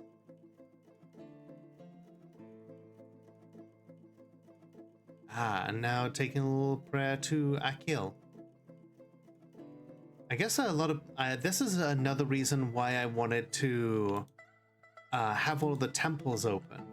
It's so that sure people can meditate here, like people can socialize in the tavern if they want, but it also helps for them to be here to pray. And I think this one is just a temple to, yeah, no particular deity. And that means that, sure, people are not necessarily getting the full sense of, like, wonder. But it's better than nothing. And it means that if there's no dedicated temple here, they can just come and pray with all of their fellows. Bless you.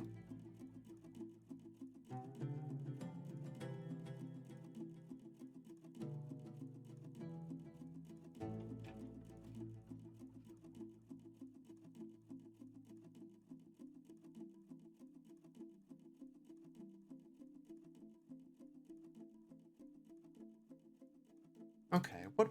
Okay. Getting some grapevines processed here. So we pluck off all the grapes and then we make wine. The Wraths of Dreading wish to reside in Ironspire. Yep, I'm coming along.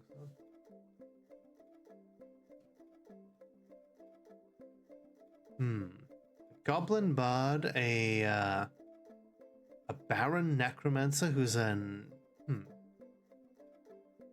You know what? Sure, we'll take a chance on them. We could use some more performers here. Okay, a grape and some grape seeds. Brand new fruit brew wine.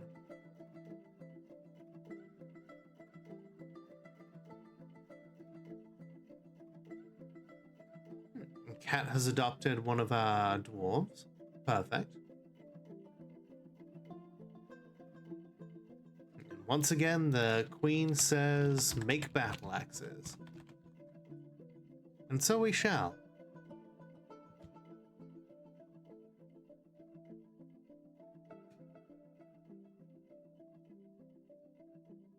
We won't make those battle axes until next time.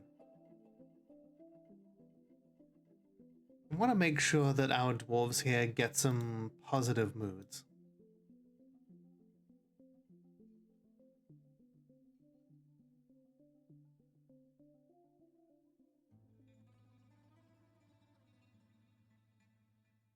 Let's see, Ilral the siege operator there. Got getting some good mist going here. Yeah, next time we try and expand the windmills to build up some more mist generators. And then we start stomping those elves some more. After all, it's not like the goblins seem to have the fortitude or the bravery to come after us themselves. So, you know, we'll take the fight to someone who actually, you know, seems to be up for a fight.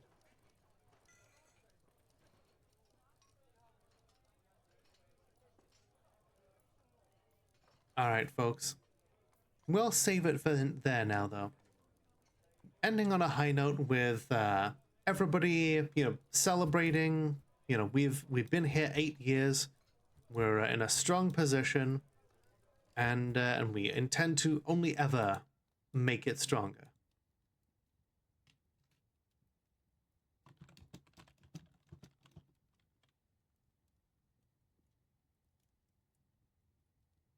Thank you, Life Forcer.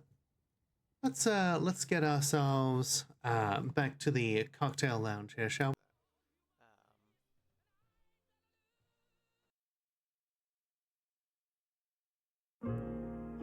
Thank you for watching, everybody. Please be sure to click all those cool buttons like the like button, the subscribe button, and check out any other videos on my channel that you like. And please feel free to hit up my Twitch, give me a follow, and let me know that you came from YouTube. Thank you for watching, and once again, remember that the world is only as dark as we allow it to be.